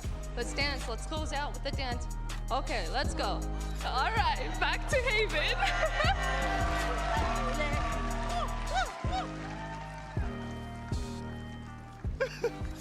That is just incredible, man. That is just incredible. Oh, that's killed me going back in. That has killed me. Okay. Sentinels. She's got better movement than Zekken on Neon. Yeah, yeah, man. Runs in the family. There's Tens and Zekken, top of their team, showing no signs of slowing down. And this Sentinel squad, they have looked scarier as the tournament has gone on. The expectations, I think if you were watching some of their games heading into champs, wouldn't be too impressed with them, but they've proven that you cannot doubt this squad. They are consistently evolving. From game to game, yeah. The game plans, the execution of it, the teamwork, it's all looked extremely strong. This round on the pistol, Sentinels expecting a bit of pressure over towards A. That's not the case, but you're walking into Tens again, who's top of the scoreboard. Potentially cut off from the sideline though. Looks slightly indecisive here from EDG. They don't like the look of what they just saw. So perhaps this stack from SEN may end up paying off anyway. It's all just being quiet, silence. Jiggle spot from Zekken is the only thing to catch a contact of A short, and guess what? There's no EDG players there. It could work to their advantage, but... That paranoia looks like it's going to be huge. Yeah, not just that. Fault line, Zelsis has got it primed. So it's going to be used, an eye for an eye here with a U-turn. Kang!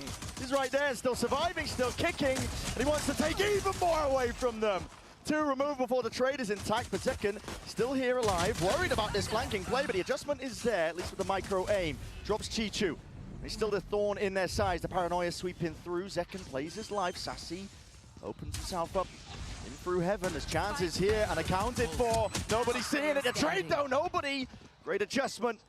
And they're aware that Zekken was playing down towards here. There was not enough distraction to give him an in. Win cons are narrow at that. Simon off angle. Just can't drop in. 1 bullet will do it. Zekken somehow still alive in the midst of all of this. One's about to hard. Still the movement. Just couldn't escape and get out of dodge. Nobody. The bullet to the brain. Zekken falls, a 3-piece for him. And a pistol round for EDG. Potential now to make a bit of a comeback. Major round for nobody to get on the board. He was absolutely crucial there to be able to clean up. How on earth has he got John in that situation too? Right kick deep. Yeah. Nobody being able to avoid that trade that came from heaven though, absolutely critical. Keeping himself alive so that he can trade out on Zekken in short to close things. That brings the gap down to 3. And EDG are going to make it... That's cheeky. It is very cheeky. I love the addition of these kind of strategies that SEN have thrown in. They were doing this kind of stuff on Lotus as well. Smokes that go into walls, create small pockets for you to dodge recon utility. That's not going to be met. Sentinels obviously on their eco going to be trying to set up this trap play, but EDG, unless they choose to re-explore over towards C, which for now seems unlikely, you never know. EDG playing with a lot of caution to begin these rounds. It's somewhat similar to what we saw from Sentinels. Cam taking contact over towards grass. The rest of the team ponderously walking towards B or A, staying grouped up as well, making sure that SEN don't catch any of them off guard. I mean, apart from Chushu, obviously. They don't want to give away any of these guns. Everybody invested from EDG, not trying to, oh, wait. Trip was broken on the flank here. This should be a normal, like, reacting to A, no problem, easy call. They're going to go for that. So EDG open. Still a little bit worried as well because of the defensive smoke. Zelsis has found Chichu. That does give away the gun, but got to imagine with side control, EDG as well. Spades at a util, Kang. They're worried about the flank. They're thinking about pushing spawn and flipping the map. They decide not to, and it turns out that's the right call because most of SEN are back. Time's going to start ticking here. An advantage should still be for EDG. Got the guns, 10s, okay. That's ridiculous. Second's been played in as well. All the crosshair placement being slipped up and around here. Kang is worried about these swings. No way, Sentinels can't be getting away with this. Off onto the flank, they double up players as well. Smoke once more, the dart has to be broken. Nobody's sticking this one. Sacy finally under the fuse, but everybody dropped. EDG. The House of Cards came crumbling down. Tumbled to the floor. There is such a thing as being too cautious in some of these rounds. Yeah. And I think EDG gave way too much space and respect there to SEN. Sentinels pull off the MasterCard thrifty. And first of all, they isolate Chishu, right? But that only gets them one gun. It should still be difficult for them to come back into the site. The rest of EDG had backed up, trying to play passive post-plant positions. And Tensa's just in, they'll immediately take that space. That's what I mean. Everybody's focus is on 10s when he TPs into the smoke that he just placed down, plopped down in through the middle of the site. And suddenly, EDG's attempt to get back into Haven looks like a far cry. A gap almost looked like it was going to be down to 2, and yet here it looks like it's going to be extended to 5. That's what a difference that one round makes. Chichu's hoping that player would open himself up through into mid, give him an easy access to a shot, maybe a kill. Something to change the tide that's currently been fully against them in this map. Cut up onto the corner though, no util, that was contact by Kang. Didn't hear the trip, didn't hear a cam, thought it would be open. Flat down onto B. Zelsis, late. A little late with it. I mean, usually Zelsis is going to be playing in the B connector. This time swapping things over, playing top garage. Was a little late on that, so there's chances that EDG could make something funky happen. Smoggy's going to go for that garage post-plant flank by the look of things. First wave used by Sentinel clears out the side as well, so they've got peace of mind. Zenton's sticking this, got half already. Aftershock a little bit late. Trip is nice in case they do extend themselves out and try and take the fight past this point of almost no return. Very weak wars, flimsy paper mache at that Smoggy off from the side, but Zekin cleaned it, at least diffusing, sticking all the way while the rest of his team does press that advantage. So there was some level of danger.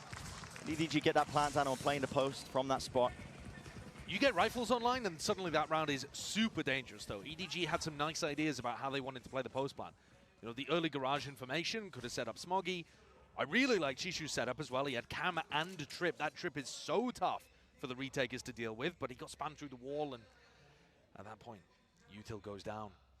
EDG though need to start putting this kind of stuff together on rounds that are super important. Those rifle eco swing round moments. They're gonna take a tactical timeout here. The last one off the map to try to get things back on track. This is their map pick as well at Haven that's just going so poorly. I mean, I was so ready to sing the praises of EDG, I think, in terms of preparation they put in as well. I mean, we're always going to talk about individuals popping off. And the form has been there. I mean, Kang is sitting at 15 and 12. Right at the top, he's definitely been earning himself a lot of kills, but coaching staff of EDG definitely seems like they put a lot of emphasis into anti-stratting, making sure that they can pick apart what teams like to do on certain maps. But for Sentinels, this team that we've mentioned are ever evolving, always changing it up, getting scarier and scarier. This cat and mouse game where you're just trying to play catch up, some of the prep you might have done to anti them might not even be true anymore. Absolutely, especially considering that they've only played this Neon version of their Haven comp once before. Yeah. And they crushed, so they didn't have to show everything that they have in the back. Very much all in by EDG. Timeout has to be taken to convert at least this round. And on the attack side, you need Smoggy to start getting involved as well. He's been one of, if not the most impactful player for EDG in their run at champs. He's absent right now. Oh my goodness, okay, Kang. Fast play, zips his way past there. Zeken's going to be revealed up as well, but has to respect most of this one. Sacy trying to play off the drone that was used prior, gets the tag onto the one, but pushed back and away. But a player dropped on the side of Sentinels. This is the opening that EDG were praying for. Kangkang's delivered them another one. Second going for that re-exploration, looking for the info. Simon's tucked, only the shoulder. Smoggy's there to supplement as well, help him. Ow, what is that movement? Second just counters it, Simon. It's an absolute worldie with that shot right there. And the reload bullet sprayed down to the bitter end. Simon, quick to capitalize. Some incredible shooting to get EDG back into things there. TenZ is going to hit all of these rotates. Footsteps. He might be able to cut somebody off as well. Nobody was thinking about going through the garage. That would have been a death sentence. TenZ is right here behind them, though. If EDG pause for a moment, he's going to have the backstab. Yep. That smoke at sea is going to be fading. They are not going to anticipate this. He is so quick right there behind them. He needs his own smoke to fade. And it will be dissipating. Opens him up, Simon! He's still there, though. This guy's been a savior for EDG in so many moments. The util just narrowly avoided. These are the fault line. John QT still here. But enough has been done, surely, for EDG, and they know it. Doubled up high-low. Simon taking that point. 4-piece in the end. That's what EDG needed. Somebody else to come in and clean up what Kangkang delivers you with his opening duels and his entrying. How does he get that at all? Celsius should have been way behind the corner there. Wow. These shots, it's absurd what Simon's putting together, especially when he's stunned up in the corner. Nice idea from Sentinels, but Simon rips it away. I was talking about Smoggy stepping up, but it's a newcomer that delivers that difference-making round. Yeah, and over the course of the tournament, Simon has just been impressing over and over again. Yeah. Heavy stack from SEN.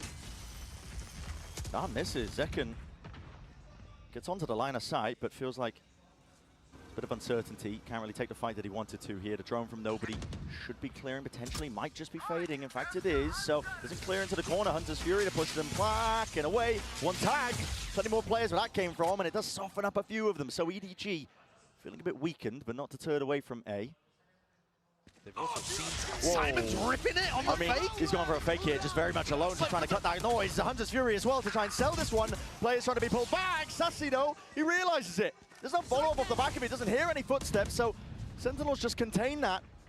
Bring it down into the 4v4, slow it all the way down, realizing that they've lost control, but so is Kang. Losing track of where these players could potentially be. John QT puts him in his place and spraying him down through the cage. All revealed with the neural theft. It's gone tipsy-turvy. EDG. What should have been a great opener, they've overthunk, I think, into the round itself. Teacher's low, great movement.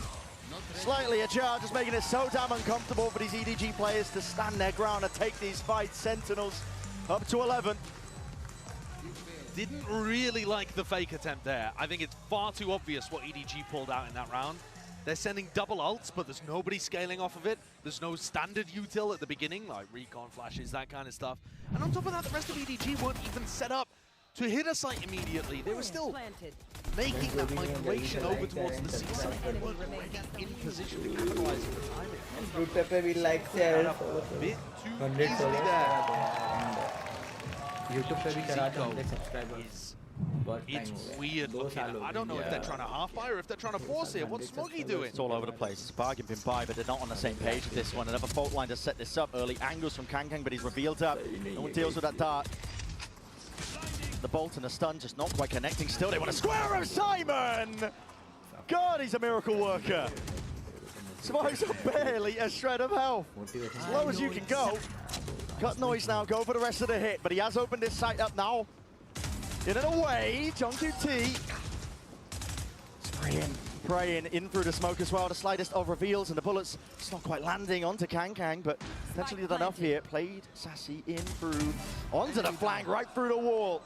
Lands it to the dome. Kang's being dropped now. 3 versus 3. Sentinels still make a go of things here. EDG trying to make that play. Good trade by TenZ once more, but the smoke dropped down. Now with a paranoia, all added on top. Leaving it just down to TenZ, and he's doing damage right through the wall. Isolates the one for bullet! Oh boy! TenZ He just will not be stopped. What a beast! What an incredible player! He's having a monstrous tournament. He has been performing at outrageous levels. The game against Gen G, his impact today, 21 kills across 18 rounds. And he's just saved them after Simon should have opened the door and made that one unlosable for EDG. One enemy remaining. One enemy remaining. Isolating the angle perfectly, swinging back out, and Smoggy just cannot find a kill today. Another 1v1 kind of clutch situation that he can't win. Almost every clutch going away SN, almost every single round off the back of that. He also didn't have armor, by the way, Smoggy, to begin that round. Maybe that could have made a difference. For EDG now, frantic attempt. It's a tap. Try and pull somebody util out as well. Fake the presence. Second. What? The cage helps him. How's he getting away? That's ridiculous. Glides himself back as well. And back and forth we go. It's EDG scrambling for a chance to get back into this. Second, he's still alive. Overdrive in his hands, and he wants more. Never bite of the apple. But discipline is called for in moments like this, and they tempered around down at that minute mark. Celsius, flash, re-exploration, re-clearing, double held though, and that is Sentinels getting ahead of themselves. It is good information, however, for Sacy to start pushing out. Could he be the playmaker here? Odin. EDG are quite trapped. They don't quite know where everybody is. In fact, they don't know where anybody is. Full map control lost. Sacy, Smoggy. He's watching for that peek. The slow walk around the corner. Finally comes alive in this 30 map. seconds left. It's down to Celsius, 1v3, spam. Through into the smoke. Plan down from Simon, but the smoke was watched the entire time. Smoggy's turn to really come alive. It's 4 kills from him in the round. They need that from Smoggy. He's been utterly crucial for them in terms of accessing their full potential. Doubled his kills. Second spoon though is absolutely world class. And he's only played, what is this, his 3rd map playing Neon? This year? This year. Yeah. With new Neon as well. I mean, all of the stuff he did years ago playing Neon is it's not all that relevant anymore, to be honest. Yeah, he's a prodigy, I think, when it comes to it. I mean, I'm sure he's played Neon before, obviously, but same setup being used by EDG. Got to claw back these rounds one step at a time. Sacy, jump spot, gets that acknowledgement. And at no point can EDG make a mistake. One error, like Chishu walking in here, and it could all be over! Oh, no! Chishu dropped. The flank opened up. Sentinels, they know that they can play this one nice and safe. Look at the retake cam. Broken. Nice awareness. Yeah, shock dart has to be used to make sure to get rid of that one, though, but he planned down. Extension into the round, but this is it. This is where EDG make their stand. See if they can stay alive into this map. You need good defensive utility here from the post planners. Paranoia, Aftershock has to be used to keep them back. It's going to be used. Eye for an eye when it comes to the util. Aftershock even down into hell. Sentinels are being kept out of the fight. Kang will ensure that they don't step past it. Nobody right there with him. The feed is filled up, all with red. And Hunting chasing. John QT fully blinded. Kang empowered. EDG are still in this fight. Lovely post-plan situation play there from EDG. That's such a critical round for them to get. Those 2 in a row from EDG have now knocked the economy to SEN. Enemy remaining. Which is the first time, apart from, you know, follow-ups from pistols or whatever.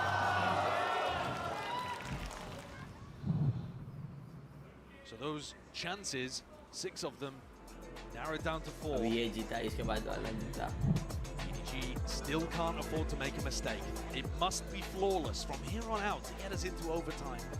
And we've seen, I mean, even if you think back to yesterday, G2 playing against Fnatic, they're having to be flawless in that situation. Wild things can happen. Oh, yeah. Triple spray downs, full blind, they can occur in games like this. So you never want to be in a spot like EDG currently is, where one big play or one mistake can send you rattling forwards onto Sentinels map pick of Lotus. And all the pressure is on your shoulders. No more breathing room. EDG are 1 match win away from being able to get a top 3 spot. And not just a global event, not just a Masters event, a Champions. Something they've never managed to achieve before. And that's top 3 minimum. Who knows? They could go further, perhaps. And yet today, they haven't been able to access that full potential just yet. They're going to need 4 big rounds to show us what they're truly made of. With no room for error. These players have been in similar spots before. They know you have to take it 1 round at a time. For Sentinels, economy dropped all the way down. You can see it just from the 2 sheriffs that are being worked with. Do they have a eco-round strategy to work with here? Yeah, it's another one of those smokes that goes inside a wall. The idea being you can dodge the recon dart. Zekken can swing out from an unexpected position. He's also playing anti-flash in that spot as well, right? If Simon did go for that flash through bricks. But EDG not going to send with any pace on the anti-eco. And they have been playing these kind of rounds really slowly, very cautiously. Which does potentially open themselves up to mistakes being made. Sentinels are going for the full migration. John's heard the drone. You attempt to pull some players away, at least nobody, they're seeing no signs of life. You feel so worried into this spot if you are EDG. Potentially even committing. I mean, full bodies, players making their way over towards the seaside. Guess what? Sentinels are ready to meet them. See if the weaponry does make that difference here with the stuns. Util offloaded into the corner. Kang just can't really hold it down with a steady ground, but still, as the smokes fade away, overdrive! Kang! It's galvanizing. An electric performance from him, still adjusting tens. Difficult shot for him to hit. Sheriff in hand, 4-piece. Hunting down the remaining player, John QT, quaking in his boots! But he will not give up that ace. I love the determination with which Kang hunted for that one too. Would have been far better for Simon to pick up the kill, get his ult online for the next round.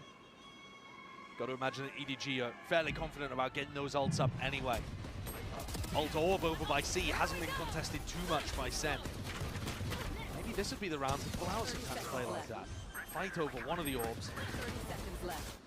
Can't come with all of those kills is now overtaken Tens and Zekken, who are tied at 21 apiece. But they still got to get 3 more of those. Now SEN have rifles back. Here's that same strat again. Yep.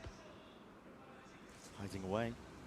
Edge of the smoke just might reveal the hand of SEN of what they're going for here. The drone has to be broken. EDG making an attempt to play for that A lobby control, inserting Smoggy, potentially for the long hauls. Util's going to be used, pulled out of them. They don't want anything to do with it. Hunter's Fury could get some tags onto a few of these players. Yet Kang, he was dodging, was weaving, was hoping that it would be unaccounted for. And here's the reaction. EDG now making the moves over towards C. Who gets the plant in this position? Okay, nobody throws the spike over to Simon. That's going to get them Rolling Thunder active. Do they play aggressive with it? They want to. We saw SEN fail in this spot before. They're going to let it loose. Let it rip in through the back. But it's so easy to overextend if you're the attackers. That's broken. That's the trigger. They want to try and go for this one. Smokes in their face. Aftershock as well. Rifles in play at work. Fault line. And get Sentinels back into the fight and back into the fray. Cut them up. Paranoia is perfect. Players are there. Sliding, gliding forwards. Chichu is dropped to his knees. And for EDG has to watch in dismay as the spike is defused, the map is stolen away. Their map pick of Haven. And now you have to stand up to the test that is Lotus, excuse me, for that map too. A great opener from SEN. A squad that are just getting scarier and scarier. Evolving as the course of the series goes on as well. The series, of course, to be concluded. EDG could still battle back, but it's going to be a hell of a task when SEN are playing like this.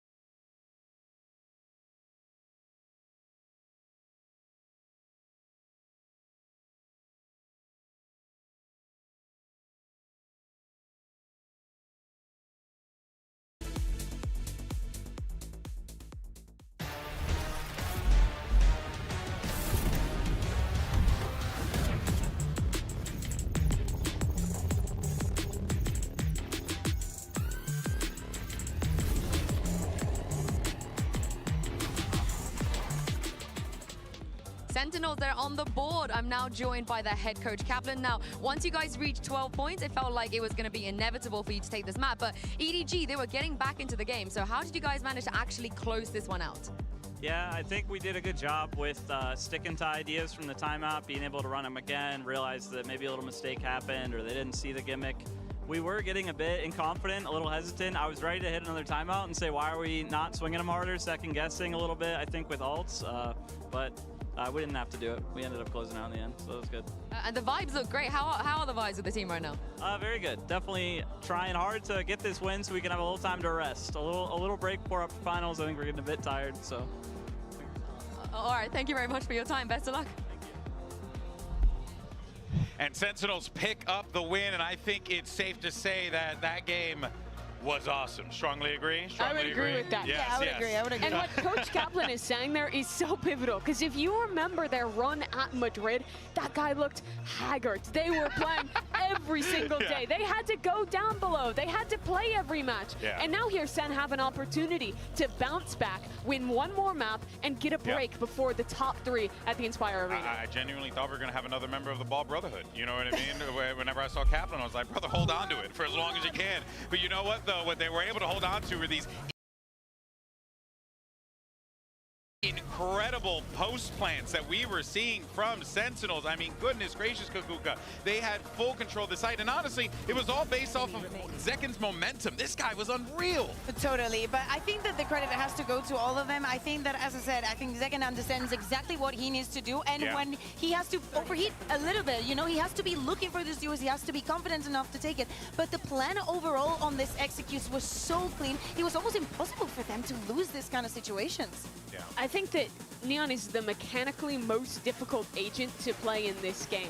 And also, Zeken makes it look like it's so easy. Yes, but it also requires the best mechanics, because a lot of the time, even though you're getting set up with great team play, with breach stuns, with Sova darts, you're still put in positions where you have essentially just a 1v1. It's an advantaged 1v1, but you don't have a trade, and you have to be converting on those situations. And I think we saw in the first half so consistently Zeken being put in those positions where he had to take that duel, had to give his team the advantage, doing that really well, but then also having the restraint to chill out after getting that winning position, playing with the team and playing that proper Valorant to close out these critical rounds. But I think also the defense is a very good example of that. You need to understand, like, sometimes we would see EDG, for example, the round that they fake onto A. Sentinels has the calmness to just look back and just reinterpret everything that is going on the map and not step very quickly into conclusions and into decisions. It's very easy to get baited in those situations, and credit goes to Sentinels for handling that expertly. Of course, you know, it goes to John Cutie and his incredible mid-round calling, but also we have a Verizon high-speed moment here, because rounds like this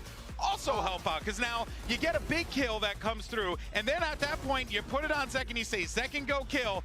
And he did just that, open up the round for And I mean, it was more than that even. It was TenZ with that teleport out of heaven to dive on in. They didn't have anything going into this round, but recovering that one weapon and some excellent team play on that retake basically, I think, snowballed them to closing out this second half. And the craziest thing is that they did this the other day. Against the RX, they had a very similar round where they just group up and decide to just isolate the duos to just take always 2v1s or even 3v-Xs. And it's crazy to think that this just works again, that they identify that somebody might be lurking, somebody might have taken that position. They get that gun, and they just very slowly work their way into the site. Yeah, it was methodical. It was well put together. That's not to take anything away from EDG, though, because they were starting to rally that comeback. Let's not forget, they were able to pick up those pistols early on, which allowed them to be able to stay competitive in this game. But now they got their backs against the wall. So let's see what's going on with the coach of EDG as we have Yinsu standing by. I'm now standing by with Coach Margot from EDG ahead of Map 2 and Luna to do some translations as well. Now, on Map 1, there were a lot of chaotic and maybe messy moments. Was that part of your game plan? And if so, is this the part of your game plan as well for Lotus? 我觉得还是我们图一有点，就是准备要更进一步的时候，还是有一点紧张，然后就是可能大家都有点放不开或者什么的，都显得比较混乱。但是我觉得图二和后面都会好起来。 I think we're a little bit nervous when we're trying to step one step ahead, but I feel like we'll be better. We'll get it better on the map too. All right, thank you very much. Best of luck. All right, well, you heard there from the coach, but we'll see how they'll try to bounce back going in to map 2. Here comes the agent select, and you are going to get the Clove, the Neon, but shockingly enough, Sentinels are going to go and stick with the Rays rather than go with the Neon. I'm so surprised because the change into playoffs, even though we've only seen them one time, was bringing in that Neon, but they decide to go for this map, knowing and understanding how EDG plays this and how to play around the Clove, how they play as a Sentinel, right? Because you having control over this map can become so difficult. But apparently Sentinels has found the heroes, so they think. Yeah, it was Lotus that Sentinels ended FPX's run in the group stage. And while they don't play this exact comp, FPX used to play a similar double controller. I imagine they were prepping for that comp. They've got to be prepped for this one, and this is their chance to make it into the top 3. EDG's back's against the wall. Can they force a map 3? Take this one to distance. You want it, I want it. I know these two want it. Brent, Sideshow, over to you. No, a map 3 would just be glorious, I think, between these two teams as well. And I hope that EDG have those hidden reserves, I think, to deliver that for us as well, because unfortunately, it is set against them right now in terms of expectations. Lotus is Sentinel's map pick. They have looked primed and ready to take the series away on this map in the past as well. Not just that, over the course of this tournament, I would say. They've looked stellar. They've looked amazing at this map. Yeah, this is where they beat Gen G, and I think played the best Lotus performance that we've seen all across Champions.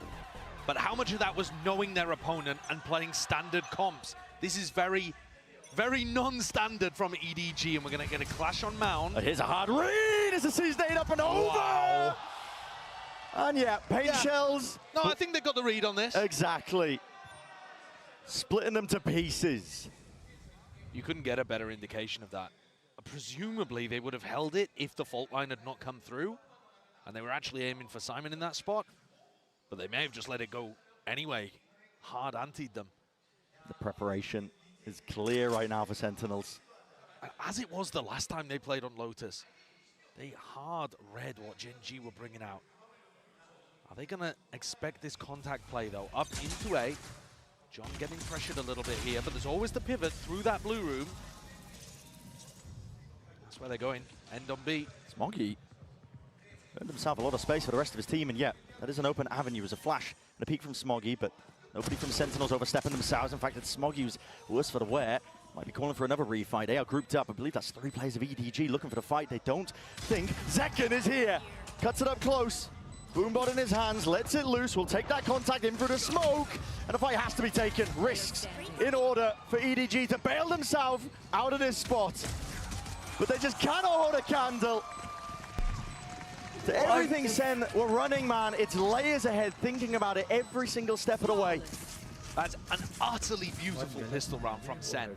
Right from the beginning, you're seeing them anti with this C-Snade, and it looks like they were going to throw it even without the fault line there, based on the timing. That catches on to nobody. Look how well Zekken is played into this spot by Sacy. Sacy jiggles, making it feel like he's the only player Waterfall, and then Sacy even rotates to open the door and apply pressure from another route. It's perfection. It's actually scaring me watching SEN. they are playing so much better here. It's all right, mate. You don't have to face them. It's okay. Absolutely. But they're playing so much better than you have any right to expect of a team that looked like they were in a bit of a slump before champs. They've woken up. All the experience accumulating. Mounting the hand to this.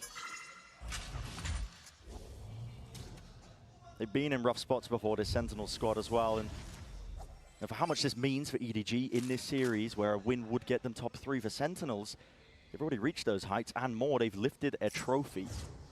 They've been in these spots, and they know what it takes to win a tournament. On display, I think, from that preparation, TenZ doesn't overstep himself, just takes the one player. Kang drop down and out, Zekken with a re-exploration, realizing that these players are split up, and now it's time for a bit of orb farming. Zekken is going to want to try and potentially get that ult closer and closer to being online. Simon, tune him up. Nice crossfire setup with him and nobody, and it's brought it down to a 1v3, but with nobody low enough, as it is, Boombot spotting him as well. Did earn himself a gun and an open side onto C. May have been slightly overzealous there, that push out through the smoke on C. Nobody's a great player. You can't give him openings like that. I think the health is just too low. It would be such a task for him to be able to get plant down and a free pick and reset and win the 1v2. Can just get spammed through any box, any slight door frame. Nobody's just tapping this one. We've only 14 seconds left. It looks like he's just trying to save the gun. He's trying to, yeah, save a gun, potentially catch that kill, but wasn't expecting to win that one, so he doesn't get away with a weapon either. And he puts the Phantom back into the hands of Sentinels, so Zeken's going to be happy he got that one at the end. This is another thing that absolutely blew Gen G away, is that SEN are so good right now at putting the right people in positions to farm the ult economy on Lotus. It's Zeken again. This is mirror image, although the sides are swapped, of what happened last time they played on Lotus. Zeken, I'm sure people are going to be calling for him to play Neon on this map, but the Raze ult is so powerful, and Zeken always is there at the tip of the spear on pistols and follow-ups. Oh, yeah. He's 2 away. I mean, it's called Showstopper for a reason. Heavily impactful. Basically defines the way that you do play the map of Lotus with this composition. Very much all in, though, from EDG. In through B. Sentinels give up this open space onto the site. Willing to try and play this one into the retake. With the bonus weaponry that they do have. They are grouped up as well, so 5 versus 5. Pressure here towards Heaven onto John Cutie, who only has a Ghost. That could be the win con for EDG. Making sure that they can dominate a portion of the post plant here. John, seemingly aware of it, though. He just catches that contact and he makes the call that they are playing up towards Heaven. The question is, does SEN have anything to deal with it? Bullets flying forwards. Luck at a draw was what they were hoping for. Simon doesn't need luck on his side. Flex the muscles, flex the mechanics. With that, SEN, the round is dusted for them. What a spot to put your breach in. Yeah. Smoggy getting on the board early up as well. Helping settle those nerves. They need a big performance to come out from Smoggy, playing Clove on this map. One of the big reasons why you would make a pick like that. But until Smoggy starts putting up those big performances, Simon has been there, and he was there on Haven. Normally, it's like big impacting clutch moments or something that we've seen from Simon, but now he's just letting the raw aim do the talking, tucked into basically a one and done in that spot and gets 2. Here's a fight over towards Rubble. Sees nade prepped again. We saw the value that that brought on the pistol. Yeah, you might think as well clashes might favor EDG into this spot, but all it takes is the one. They're going to make a go of things here as well. TP up and towards the top. The Seas, I believe, was deaded a little bit too early there, so they give up that space once more. Fault line. Second level of things here for EDG, just in case there is that refight. Chichu clearing most of this. Sentinels players, though, they're lying in wait, and the paranoia triggers the play. Still, Chichu still there! And this guy is ready to punish them for the hubris, thinking that they could take that fight open and out. Sacy going for that repeak. The trade not in sight. Players not ready to account for that one. Sacy's still here, man. Dropping himself back. Under 12 HP, but with 2 kills. Earned under the round and under his belt. There's an opening now for Sentinels in the round. Champ's form, Sacy is a dangerous beast. This is not guaranteed at all for nobody in Smoggy. Going through the back of the side, you can tell that there's still levels of unknown. Even the Seas just use preemptively absolutely. in case that somebody was in that smoke. They're worried about hard anchors. They're thinking that John could be in that spot. SEN have actually doubled up here. Looks like it could well catch EDG off guard. Alpha advantage, though, for EDG. Sentinels themselves splitting up. Watch for live from John. A couple of different avenues, but not pushed together. Whoa. John, where have you pulled that one from? The brink seemingly, it leaves it all down to Smoggy. Time will start to tick onto this one here, and he's isolating his voice line and his players up, yet John stands tall to the pressure. And a rifle fire itself, he was not shaken. Wins it out, granting Sentinels that 3rd. John standing up, standing tall, as you say, not allowing the nerves or the moment to get to him. Trading out the player with the weaker health in front. I'm not a big fan of how Sentinels played this round, actually, in terms of their strategy to weak clear on Rubble. It gave EDG the advantage, and it was individual skill from Sacy. Plus, I mean, what is that? Yeah. Nice, boys! SEN getting back in with the player quality that we know from this team. EDG need to be able to answer. Same or very similar Rubble setup from the defenders here. Ten's not playing inside tree. They're making a mix-up. Resetting very quickly to stop a B fight from happening. But if Simon rips his ult, all 3 players could be caught. Zeken's closer to Showstopper, and he's going to let him rip! Early on, Well, at least not even getting the kill. Damage done. Nobody's still surviving. Here's the Rolling Thunder, but they've crossed it up onto the corner. The Tens and Sacy will punish them for stepping past that. What a read from Sen that was going B early on.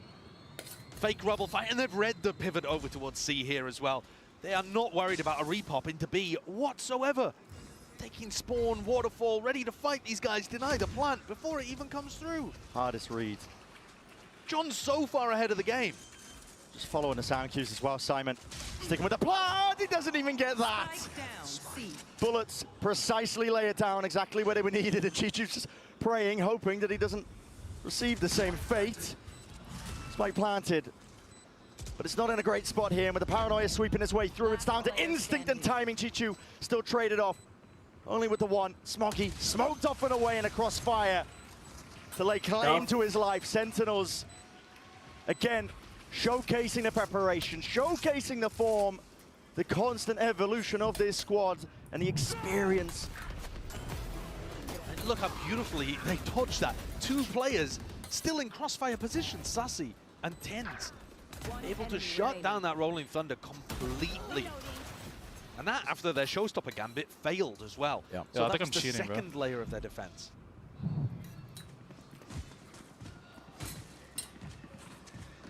Many steps ahead. It's getting to the point where I'm at risk as well. Overglazing Sentinels perhaps, but honestly they deserve it. They do. The performance we're seeing from them at the moment is trophy lifting caliber, actually. The question is whether they can keep it up and whether EDG can answer back. Not funny, dude. EDG. EDG have pulled together essentially scraps to have a chance of having to full buy into the next. A-Control's given up. Sen, and just looking at player positionings, they've got them surrounded on every front imaginable. The door's going to open up with the Prowl as well, but that's going to be broken down early. Tens treating out through the back of the side. That is risky by second. Satchel to save the day, and Sacy striking right where it hurts. Unaccounted for with a pin to play. And it just feels like there's no hope at this point for EDG. Sacy has hidden reserves. If you think back to the way in which this guy lifted a Champions Trophy in the past, all throughout that year, 2 years ago, he would always say, the team would always say, it doesn't matter about Masters, what we're prepping for is champs. We're looking to level up and peak at the right time. When you watch him and the shots he's hitting, I don't think Sacy's been doing this very much this year, and I was a little worried that maybe he didn't have it in him anymore. Right. More fool me for thinking that of the bald beast from Brazil. This guy, he is unreal with the form factor that he's been in over the course of this tournament. Even at the beginning as well, he was saying that it doesn't matter how many trophies you win, it just makes you more and more addicted to winning. It makes you want it more. I think plenty of other Sen players will be feeling that right now as well. Tens, Sacy, they understand it. And they've been both through the hard times as well as the good. Oh, for sure. And they're trying to bring that peak at the right moment. Think back to last year. Right there. You don't have to think back far. No, and that's one of the massive difference between these two teams. Sen are trying to fight as an org, you know, from Tens' POV for that third trophy, that third peak. Whereas it would be EDG's first attempt at even making top 3, a podium finish, minimum bronze in this tournament if they were able to come back here. But it would take something, some incredible resilience, because right now they're looking beaten down. And they need this round. Their economy is getting stretched. Slower play though. Quad 4, it's pulled a lot of these Sentinels players out and away. Kankang's the only player in through the side. Chichu sticking with the TP in through. You're in the smoke already. TP crossed up under the corner. Kankang punished from the Odin spam. Directed him exactly to where Zeltis is going to be playing from, and the smokes are renewed in the face of Sentinels. This is a different look for EDG, but still finding it difficult to even get this plant down. Nobody with the plan. Nightfall now. Going to be used and expended. Sentinels trying to use this to get themselves in. And John QT scatters their ashes to the wind. Chichu will have to hold it down. Out through the back move before sound cut away. Not long for this world. Smoggy left. Isolating. Heads are popping. Sacy sticking onto the half. The util is good. Best chance in a long while. They've got to deal with Sacy. Not dead yet. Sacy sticking, but the swing coming through. Another round where Smoggy gets impact. Nice. That's a huge turnaround from EDG in a spot EDG where it looked like John off the back of Sacy's ultimate had done enough. round. EDG fight back. Third round में Make जाना sure that चाहिए their कोई. eco isn't broken again. Third game Get में. at least a second round on the board. Great punish from Kankan too. He's trying to give his team as many good opening opportunities as he can. That's more of that snappy aim that we've come to expect from Smoggy. Looked good there in that position, anchoring towards water. And now big rubble fight again. SEN have not really wanted to opt into these, but they have been doing some re-clear strats. Sensor spotted out though. He opened the door himself as well to see if he could take a quick little peek. Like a gamble on his part with a pixel angle, but he's going to be retreating now. Throw into the back of the side. EDG, they want to go rapid. Increase of the tempo, overdrive as well. That's put in a squeeze, and Ten's tested in that moment. Can't offset EDG. Overwhelming him as the smokes dissipate too. John QT is fully unaware. Nades ricocheting, but it matters not. Smoggy right there when you least expect him. And EDG do have it in them. What a beautiful change of tempo. Nice round. EDG. Just when it looks like they're down and out, they put together two very nice rounds. Utilizing the fact that SEN have been a bit timid over on Rubble. Haven't put together a round where SEN have gone for the full denial. Seen spots where Celsius has clutched in that position before, but he's got no hope here. He's just trying to hold on to that Phantom. It's his first kill, strangely enough. Yeah. 1 and 2. Sometimes that's the way of things when you do end up dominating, winning by such a margin that you just don't get involved into the fights. Other people are just doing it for him. Yeah. Keeps it in the next though. And this is EDG, I think, with that tempo increase. The prior round, if you remember, think back, that EDG did win. They started with a very slow default. Super slow. First minute, they weren't really doing much. I mean, they were pressuring towards A and C, making it difficult for SEN to get the read. Yeah. But that was a massive increase in pace. And Ten's got caught completely off guard there. John wasn't fast enough to make a decision about what he wanted to do, how he wanted to support Tens. So the Omen star for Sentinels was left adrift there on the A site.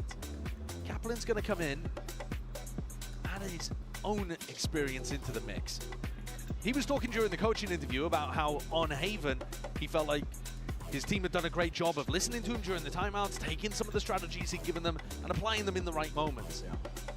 They're going to need to do the same again to stay ahead of the game here. The second continues to be playing at an outrageous level. Since he's picked up the Neon, by the way, he's been averaging 300 ACS, 200 ADR. In the previous map, he was 9-1 in first kill to first death second. Jesus. He was 5-0 in first kills against Kankan. Yeah. And he's kept all of that pace up, proving that it's not to do with the agent he's playing. Now 10-4, one away from Showstopper. He's locked in. And it looks like they're going to be bringing that over towards A. This is very similar to what they were doing against Gen G. Putting John Cutie here as well gives them a snake bite to be able to shut down any EDG Rubble fight. But they've got the read slightly wrong here. They're going to just end up using a ton of util when EDG are not contesting it. Yeah, and so a lot of that's not going to be used for retake, for plant denial. And scurry away as well. Most of the space is going to be given up. It's hard to hold on to this with EDG's composition. The double initiator, Prowler, Sacy, catching the contact. Needs to be careful. The door is opened wide for the evacuation. And that's where you see the value of Clove Smokes as well. Smoggy throws one down and they're able to get this space. And they found a completely open A site. EDG come out of the attack timeout, read SEN perfectly. Great ideas. Center in position though to try and make it a go of this one with the flood defense. Rocket to the floor, and it finds the contact and target exactly Zekken was looking for. Almost beamed down into the process, but it's a kill advantage, and that puts the uncertainty in place here for EDG. It's a tap, and they want nothing to do with the A site. I mean, ideally they'd be looking to pivot over towards B, but they don't actually have any info there. Nobody playing B main. They'd have to be worried about so many angles if they did go for that pivot. They also only have one smoke on Smoggy right now. Door opened and a cut of noise. Trying to bait SEN in for the re-exploration. Still the Haunt will reveal the hand. And Smoggy cuts it up onto the angle as they're trying to evacuate and make that pivot possible out towards B. There's still players at their backs. Sentinels could be ready to remove a few lives. Peek from Sacy. Haunt as well, doesn't get broken. And it's flanks on flanks, the timing's round and round we go. Simon reveals it. It's a phone line. He's trying to play his team back in, but from that angle, John QT is none the wiser. He thought it was coming from sight. Still a 2v2. Not planned to really for them well. And at the baby door, Sacy's holding. Damage done to Zelsis. It's precarious. He feels like he can't really make the tap happen. Contact, high-low, EDG. Waiting to strike that time pressure. Sentinels, you're running out of wing cons. You've got to stick this at some point. Circle's got to be shrinking at some point here. Locking it down onto the corner and half not earned. It's EDG. Bringing it back. Nice round. One round at a time is how it's done. A 4-for-1 to the tally. And one more to be even. If nerves were affecting them during Haven, as Muggle said, there are no signs of it anymore. These last 3 rounds, absolute steel nerves from them. After Sacy goes to the tap, they don't budge an inch. They didn't give any possibility of a fight there to Zelsis or Sacy. And Simon, I thought he might have given it away with the fault line, but he still ended up finding value in his lurk spot. We're back into this round. Sentinels again, making sure that rubble belongs to the defenders. But it is a large util investment. An immediate response again from EDG to making the right reads in that regard. Yeah, I think coming out of this tag timeout, it's actually worked against Kaplan. EDG are even happier knowing that there's 4 players committed to A at the beginning of the round. There's going to be another level to this one. It was a Paranoia and a Prowler used by EDG. Rolling Thunder is earned, and Simon has it primed and ready. Up and over the top. A lot of angles to account for. That is composure from Kang, and he wants to take it one step further still. Defended. Up and over the shoulder, the IGL will put Kang to bed. EDG, though, have taken so much space. Sen, group up, re-clear through spawn. Tens the backstab through Waterfall as well. Unorthodox with the angle, nobody! It is aim train to the skies, yep, that haunt, it still gets the value and still gets the damage done. Chichu can't land it with a spray, but eventually there, stun still connecting, Sacy now sticking, defended, up and around, and Simon's left to do it all from that spot. It's just not possible. What pace, what aggression from Sen! How does Sacy survive with 5 HP there? Smoggy once more put in a position to win a round for EDG. He's top of the scoreboard, but I think he whiffed his chance again. 120 to the body by the look of things, and Sacy still won the duel. This is what I'm talking about. Can't be allowed to happen. He's got to be winning those kind of fights. Another spot where Sacy comes up huge, and this time opting into the rubble fight on a weaker buy. But Sen don't have the snakebite here. And actually, EDG, right as the barriers drop, start drifting away as well. They don't want any piece of that. Slower play from EDG is going to be called. Throw a bit of caution into the mix. There's still danger for EDG, you know, despite the fact that it is a weaker buy. They have 3 rifles. Absolutely. And if there was a round for Smoggy to find some impact, it would be now with Cloval online.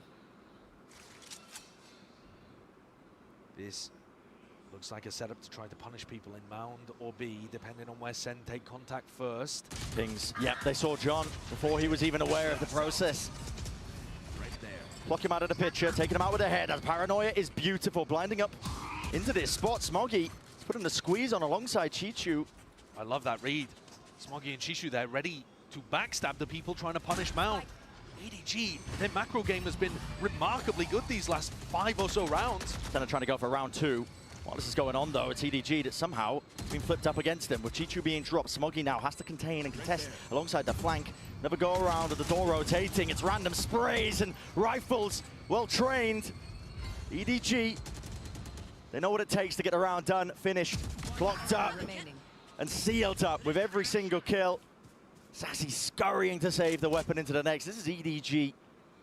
As I said at the beginning, there was danger with those 3 rifles, and they put them to good usage, put them to good work.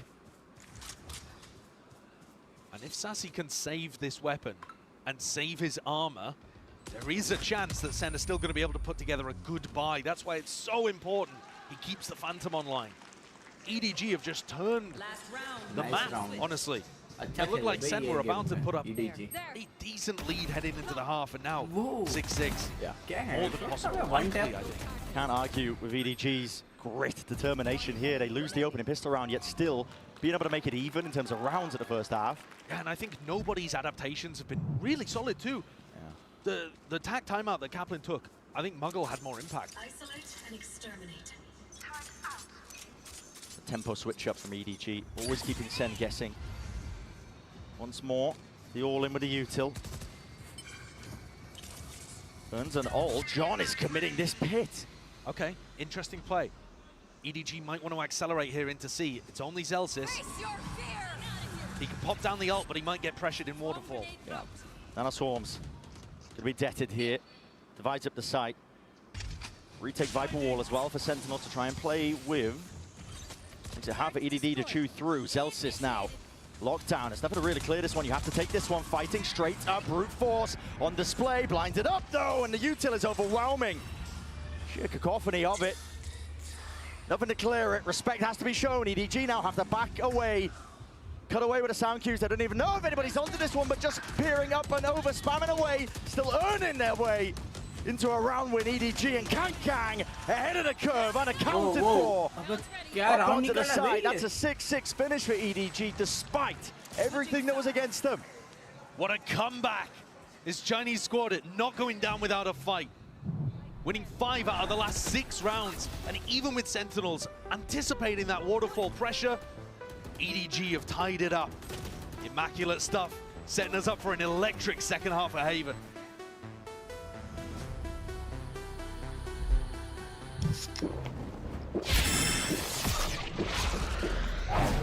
Red Bull gives you wings.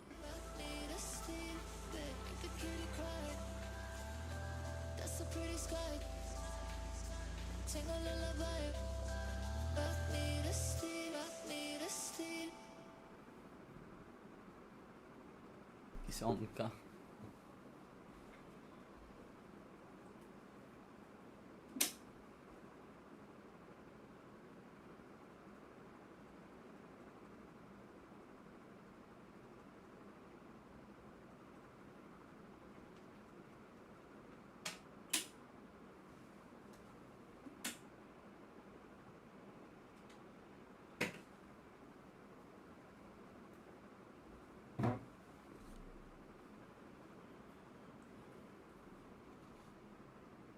Comeback.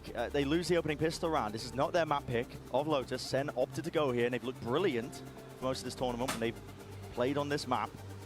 They have real chances here. Absolutely. I think EDG have done a fantastic job from round 7 or 8 onwards. The macro game plans looked far better. They were more comfortable with the pace that Sentinels was playing at. And this pistol could be exactly what they need to start propelling them forwards and have some belief that they can win this game. Because up until recently, up until these final 6 rounds, it's looked like only one of these teams here believed they could actually win today. Now we're getting glimmers. And we're getting Smoggy at the top of the scoreboard. You know, things are starting to work out again now. Double Sheriff on the pistol round from Sen. A strat that they've adapted and picked up from Gen G. Does give them opportunities to win fights long range very consistently. Sentinel's gone for slow siege, a nice hold to start. EDG given easy access over towards a Rubble 2. Chichu's happy to take up that space as well. It's going to be giving a lot of mid-round information over, but no exploration really from anyone else on EDG. EDG do tend to leave the C site fairly weak. You can see here it's only Smoggy holding that down. Both not usually enough to hold on to a site all on their own. The presence. What a Prowler's committed over towards A. As the Viper Wall goes up as well, threatening that Sen could be contacted behind that. As the Viper Wall drops, EDG start to realize it's not A at all. They reinforce towards C. Is there a pivot here? Are they going to fake C and hit B? That would leave Kang in a very exposed position. Still Kang. Maybe spotted. Yes, indeed. The season nade it rebounds as well, but it's nowhere to run, nowhere to hide out against it. Util combo. Unfortunate. Kang's going to be dropped in that first kill, handed over to Sen, but there's still chances for EDG. They're doubled up. It's a high-low waiting for the bodies to come flying forwards here. Playing up the sound cue. Stun was good and stopping them in their tracks. Sentinels cannot cross that line, and the barrier just not there for them. Zelsys time against him. And it's of the essence. There needs to be that defense. 4 seconds left. They've got to stick this one. It needs to be covered. Chichu, he wins the day. JungQT was not there in time. So EDG with a pistol round to begin the second half of Lotus. Well, the crowd here certainly believing that it's winnable. That Sacy full line from Kaplan. Simon, superb, Nice. coming cross-map to be able to pick it up. Nice. Sure, it doesn't actually allow a kill to follow up off the back of it, but it distressed Sen, made them have to hit the C site in a couple of different waves and allowed for easier kills from nobody. One shot. Where was John towards the end of that? If he'd been tight with Celsius, that's clearly a round victory in the pistol. One has to be accounted for, but oh, Smokey. I'm expecting that it could be players up in the smoke. The purpose of it, handed over a gun. Simon's good though. Simon's been asked to do so much in this match, and he's been there for it every time. What a warrior for EDG. Dishes it right back as well. A little bit of safety here for EDG, but while all that was going on, they did lose access to most of the map. The rotations that were made, Chichu, you can tell just from his positioning, he's scared of like an A-lurk, the potential of that. EDG do not have that Viper to play around, which means no frequent wall or smokes in B. So I think this is going to be a theme of Sen's attack side, looking to see if they can contact up and get picks in this area. They're going to realize no one's home. They don't have smokes to work with themselves, apart from that Viper orb. Plan here, Junkie T. Sticks it down. Doors open up from Simon, looking to contest as well. He's definitely putting the squeeze on these SEN players. Cover going out. As long as there's that caution from EDG, they should be able to find a way through this round here. Kill. And Chichu wins it out. Zekin's quite there. Rapid onto the approach, but right behind him is Kang Kang. Trying to take him out. Pesky problem up through heaven. Tap already, and the movement is nice. A jar, snappy from John, but Simon sticking a defuse. Full confidence in the rest of his team as well to cover that one still. Sen will make it expensive. But that's the best they're able to accomplish in that round. It does seem like a bit of a weakness, a bit of a gap, and EDG are going to have to do a lot of pivoting on the defense side to reinforce these holes. Smoggy's alone on C. He needs those rotates to come through quickly enough, and all of those rotates are going to come by the fact that EDG is maintaining rubble control. You need deep rubble info to be able to allocate your resources towards the rest of the map. So I would be expecting Sen to try to reclear a bit more heavily in the kind of early to mid round. Yeah. And yet we haven't seen that from them yet. Kitchen sink thrown out by EDG. Junkie T is going to be reading all that util. Second took a little bit of damage there, but it's not permanent. There's fear from Sen here. They're worried about a trap play potentially. Celsius one away now from the lockdown. It's one of the things that this EDG comp is good at when you're running the double initiator. Yeah, they can set up huge traps. But look again, the rubble control is all the way of EDG, and so they can afford to have two players C currently. Deep horns. Broken. Kang Kang's position not revealed out through the back there with the door opened wide. Smoke in his face. Bit of anti-synergy perhaps. He was hoping to potentially see some players scattered with 40 seconds. Sentinels' options are running dry. They're going to have to go towards B. You can see the pings on the minimap. They're going to make it look like they're re-clearing onto rubble. And trying to push his players back! What is that from nobody? Close quarters. It's where he thrives. Stinger in hand. A buy round for Sen. Full investment with the rifle. Simon, he's ahead of most of that util, but they're just giving Sentinels a win con and into the round. Very similar to the prior round here. A 3v4, Sen at a disadvantage. Can they try to make something happen in post-plant? EDG need to play tight, together. Chishu, nobody, doubling up. It's all split up by Sen as well. Everybody's just willing to take their own fights here. The rifle out open, what an adjustment. Nobody snaps to the sides.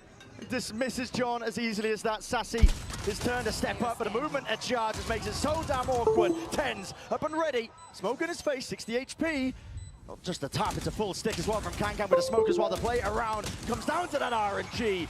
And the shots and bullets just not landing for him. EDG, that's now a bonus round conversion into the second half of Lotus. They've taken control here. Sentinels have only won 1 round out of the last 9. This is dominant from EDG. They got activated halfway through that first half, and then now they can't be stopped. The double kill from nobody is absolutely ludicrous. That's the kind of thing that Sentinels cannot afford to happen to them. No. And I think they've got a major problem here, which is breaking through that rubble control. EDG are allocating 2 players to holding it, one on top of rubble, the other on root. And SEN can't break through. Anytime they put the Viper Wall up in a Prowler, the Prowler's broken too early, there's spam through or some level of defensive utility, and they're not taking that area. Yeah. And they look afraid to opt into the fight at the start of the round. We've seen them default towards C, I think every single round on their attack side so far. Yeah, they've been trying to apply pressure towards it. Maybe re-explore over towards A, but the trouble is when you're playing against this EDG comp, like SEN are trying to take C, mound control, pressure over towards it, pull rotations potentially, but they're taking too long to do it. And also their pivots through between B and C are getting slowed down by Simon's utility. Yeah, it's been so pretty Simon perfect. can fault line, and he's been immaculate with those. He can fault line to allow the defense to rotate between B and C quicker than SEN can.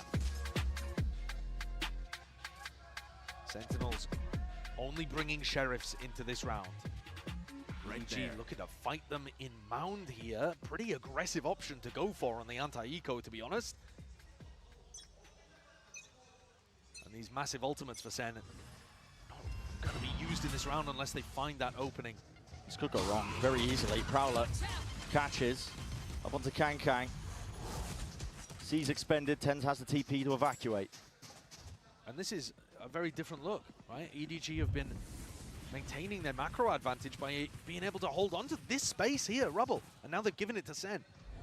The rifles should sing, however. Chichu is the only player locked down over towards A. He's called for the reinforcements. Smoggy's going to be joining him. Stray Bullet's going to be layered down. Door's broken though. It's a pivot from SEN. Essentially all players trying to make the moves over. Zeltis just a shoulder peeking out, trying to bait this shot. Simon can't maintain it. It's rattled back and forth here, but with the Sheriffs, Sentinels are trying to make this one work. An ultimate pulled out with a nightfall and a flank occurring right from the back. This will put a squeeze onto the remaining SEN players. Up to them to try and bail themselves out with the heroics, and an ult committed. Damage done. Decay is still there. Sacy, weak as anything, doesn't know that the players are rapidly approaching. And they dismantle the hold that SEN were just desperately trying to cling to on the site. GG's. There was a lot of danger there, though. I don't think EDG should be going for that kind of defensive setup too often in the rest of this half, because it did open the door for SEN. A couple of nice shots as well. That one in particular, Sacy finding Kang. Made the round winnable enough for John to try to invest that pit. But their big ultimates to get into sites yet to be expended. Lockdown, Showstopper. Those are going to be active here for this incredibly pivotal. I was going to say eco swing round, but to be honest, SEN, with the loser's bonus, they're still going to be able to buy up into the next. I still expect them to treat this one as if it's mightily important, though, and stop EDG getting to 11. EDG leaving A utterly open. Gone for a fight though, Zelsis. It's been caught by this. The stun is perfect. Kang is right there. Up onto it. Paranoia slightly misses. Ultra expended. Ultra committed. And EDG have put everything into this. But they topple. They fall. Crumbled from the util in a hold of Sentinels. It's discipline that reins them in. EDG, after the TAC timeout, have tried to change their defensive setups. Anything that they've gone for that was different to what they opened with has failed. And this is nice pressure. It's just keeping Simon anchored to the A site. Does it pull Smoggy away? No, he's going to read this. Still at that angle. It's a brutal one to take. Crosshair placement, many angles he could be peeked from, but Smoggy feeling like he has to take it at that point. And I think SEN will be super happy about this result. A 4v1 that Simon is not going to find winnable. And SEN still have huge ults to work with. And as you pointed out earlier, Simon, he ripped that one off. They really wanted to show a different tempo on the defense side. Catch SEN unaware before they could get into position to use lockdown showstopper, these kind of ults. It didn't work.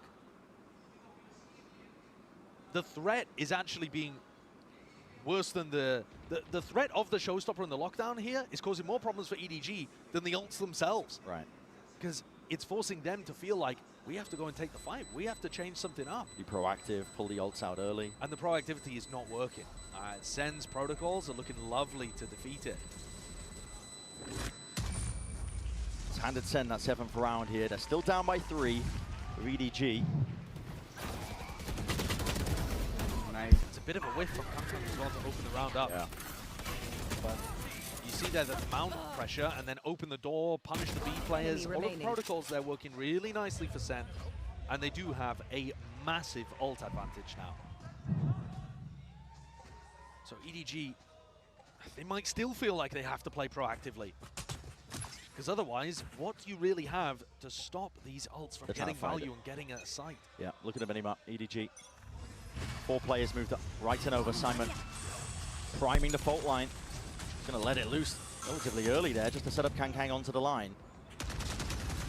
And TenZ accounted for, spotted onto the corner. Here's the response, showstopper! Ricochets and claims Smokey.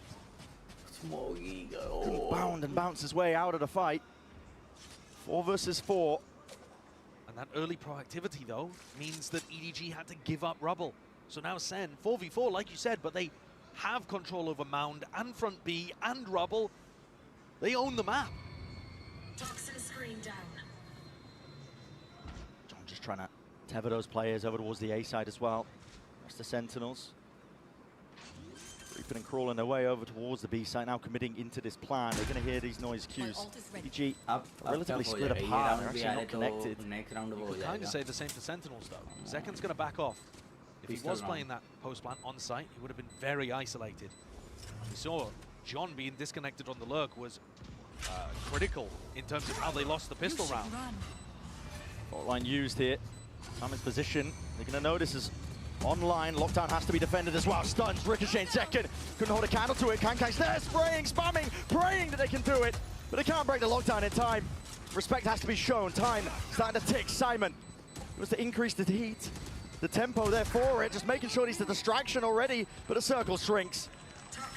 Time escapes EDG into that spot. All goes wrong with no way to clear that lockdown. They did actually do enough damage to break the lockdown as well. Really bizarre interaction. It said 0 players detained and lockdown broken at the same time. Wow. But the thing that had happened was it was way too late. I mean, the setup for that, it's in such a safe position. You got no chance of being able to break it in enough time to pull off the retake there. Kang did what he could, but it just ended up being far too overpowering, that ult advantage. And now, when EDG can play a little more reserved, a little more focused on denying Rubble control, a little more like they did in rounds 13, 14, 15, well, now they don't have the weaponry behind it. No, it's difficult. They put some partial investment into it with nobody rifle in hand. He's dropped down to 300 credits, but Sentinels, they catch most of the signs of life, and now they want to send it out towards this C site. There are players ready to play spoiler. Waterfall is not being cleared. Prowler, second level of things. Kang taking a peek, overdrive, it's there, and a Nightfall committed. Sen feeling awkward, shaky territory. Open angles not presented to Kang. He can't be collecting any of these kills, and the C's dodged in the moment. Still another tap. Sacy is waiting for round 2. Smoke to try and play themselves in and cut up the side. It's one from TenZ himself, realizing they've lost control of most of this one. 50 seconds left. Stun in for the back. Nobody just can't land it. Shots going wide, up and around. Second high ground angle. That slight pause that Sentinels are willing to place into the round. It's enough for EDG to just overextend themselves enough. Can get slapped right back. Phenomenal patience from Sentinels. I don't think they had a way out of that to actually get the plant down if EDG continued to hold in the spots that they were in. But they baited out. As you said, that slight overextension from the retakers. And at that point, it's an eco advantage. Sen have brought this one back really nicely. The gap was close to 1. But this next round, round 20, is going to be where EDG can try to fight back. Yes, nobody's hurt the economy for himself a little bit, but the rest of the players are going to have rifles in hand. There's no big ultimates available for Sentinels to disrupt things and give them easy openings to the site. GG can drop the rifle too. Right. So heading into round 20, this is where Sen are back to the same question that flummoxed them at the start of this half. How do you break through without having to rely on ults? EDG are going to take a tactical timeout. One enemy remaining. I'd just be calling as well for a return to what was working for them. They could be, but at the same time, when you take that timeout, it implies to me like you're going to try to mix something up. And just as we saw on that timeout in the first half of Lotus, where Kaplan hit the panic button and it actually favored Muggle, this could be another situation actually where you're giving time for SEN to come up with their own adjustment. Yeah. And try to get ahead of what EDG might be doing. Exactly right. 0 timeouts left for Sentinels here, so it could be that lifeline that's just given up to them. This is the way that the ults play on Lotus now. The pressure back onto SEN to prove that they can make things happen. In a kind of dry fight between the two teams.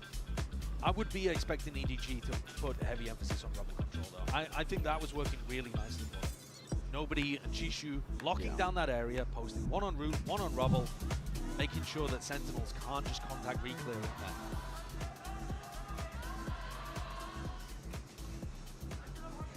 Just on the minimap as well, looks like early signs that we will be seeing that. Yeah, but at the same time, not with the fade util by the look of things. Now there is a haunt lineup you can throw from B, but you're not going to get anything else. Yeah, nobody's gearing up for it. Okay, so they're going to throw the haunt lineup there over towards A, make you feel like it's super heavy pressure, and we're back to what looks like kind of similar stuff at the start of this half. Yeah. A rerun of round 15. Back to where we landed. Smoke to cover. But over the top here, nobody's off angle. Simon takes the peek here, bullet to the brain, but luckily the wall saves his life. Keeps him kicking into the round. See that Zelsys was anticipating the second player. He thought he was getting pushed in the moment. As soon as he spots Simon, he's worried that the stack is on B, and he would be right to think that. So now SEN are going for a re-clear, and this time, nobody's home. The stuff that was working for EDG, setting up aggressively, denying this space. They've abandoned it. It's up to Chichu and Simon. Only 2 players sitting here. Reinforcements are called for. Kang as well is going to be able to play this part towards A, but a door's in his face. Do EDG go for some kind of quick retake as SEN get into sight? They got the pace to do it.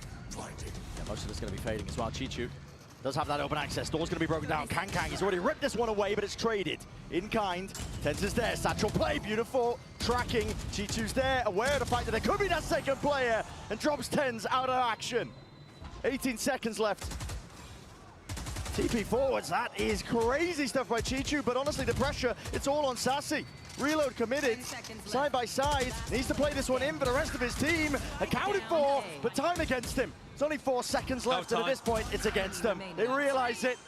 EDG backing away, nobody just has to survive, and it's a round win for EDG up to 11.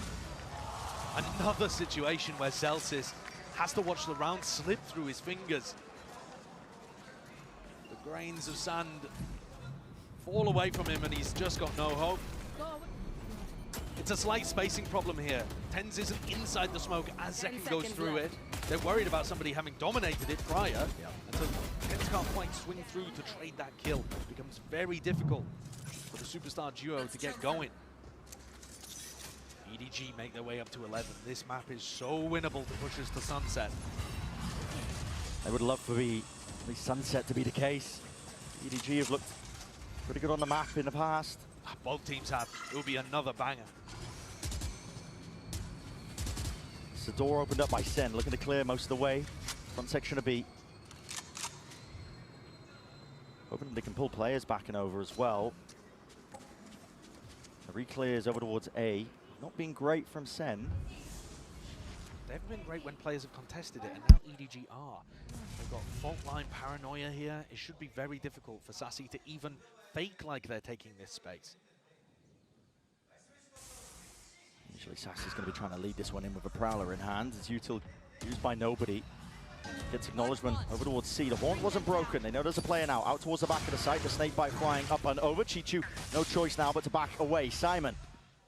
He's here to save the day for him, though. Still holding on to control of this one. And Seems like the read is right there for EDG. But SEN also know there's no paranoia, no fault line, none of that business to stop them getting into the seaside. It's down to Smoggy. He's holding it down towards the back. Beaming him down. Still got the ult as well. It's not dead yet. Nobody up and over the top punish onto Tens. Nana Swarms shredding them to pieces onto the back of the side here, but as the smokes dissipate, Smoggy is alive and ready to deny the entirety of the round. And Sacy wants more time. Drifting away. It's a 12th round now for EDG. They can taste it. They're on the brink. It's match point, and it will send them to sunset. The way in which EDG are holding on to these sites, it is beautiful. There needs to be a bit more coordination, though, between Zekken and Tens to get in. But look at these layers of defensive utility being used there. The stun that comes through from Kang is so important. Stop all of those players that would love to trade from following up through the choke point. 3 chances to close things out before overtime. A massive rubble fight. Yeah, and this could just be an explosive finish to the map here for Sentinels, opting into it. The Haunt is dropped and broken. One of the first times that SEN have actually fought over this at the start of the round. They push EDG back. They're not willing to go much further. Zekken didn't manage to get up and pick up that ult orb. Now they're looking for the one over towards C. Smoggy's aim has been remarkably good after a bit of a drought on Haven. But all right, Showstopper acquired. There's that major tool that powered SEN to most of their wins in this half. It was ults-based. Kang! Almost there, the crosshair placement wasn't, but still he snaps it back. Well aligned, accounting for everybody! Spike down A. And SEN just cannot hold against it. Showstopper now used as desperation. Following the traces, Zekken takes the gamble. But all that play, all that work, it's an ult expended to no avail. Zelsis dropped. The options are withering away. For EDG, they can feel it, they know it. Sunset is ready and waiting. It's primed for them here. Nightfall scatters, Tens is low, no more sound cues to work off of. Haunt lights him up. The TP to adjust, but again, he's no long for the world. Zekken, last one left. They cannot dodge this util. EDG are ready to swarm, ready to collect. It'll take a miracle to stop it at this point. They are not ready to let it happen. EDG will not be denied a chance for greatness. It was a bit of a nervous, timorous opening for EDG on Haven, but they dismissed that and found the fire in their bellies. Going to third round, third They're map. willing to go forwards to sunset. It's a good map for both of the teams as well. I mean, if these two maps have been anything to really judge these teams off of as well, back and forth, it's anyone's game. It's still here for a minimum top 3 spot. It's all on the line here, Champs 2024.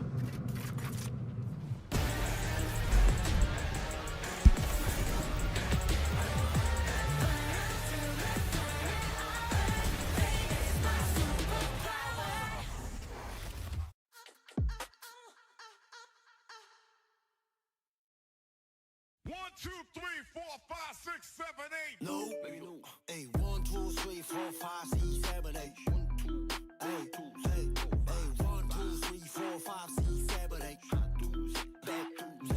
Hey, 1, 2, 3, 4, 5, 6, 7, 8. Hey, 1, 2, 3, 4, 5, 6, 7, 8. Let's go.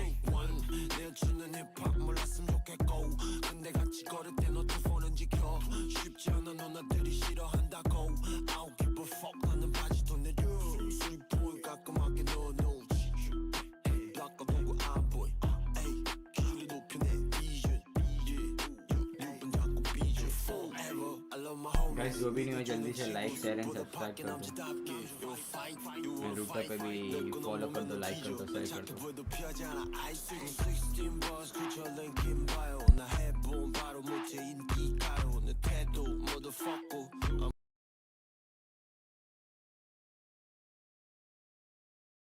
대신 치우 가끔 치우 대신 피우고로 배분 에이 씨발 씹스도 웃겨 이 파까 입은 달라 이 씨발 알고 말해라 1, 2, 3, 4, 5, 6, 7, 8 1, 2, 3, 4, 5, 6, 7, 8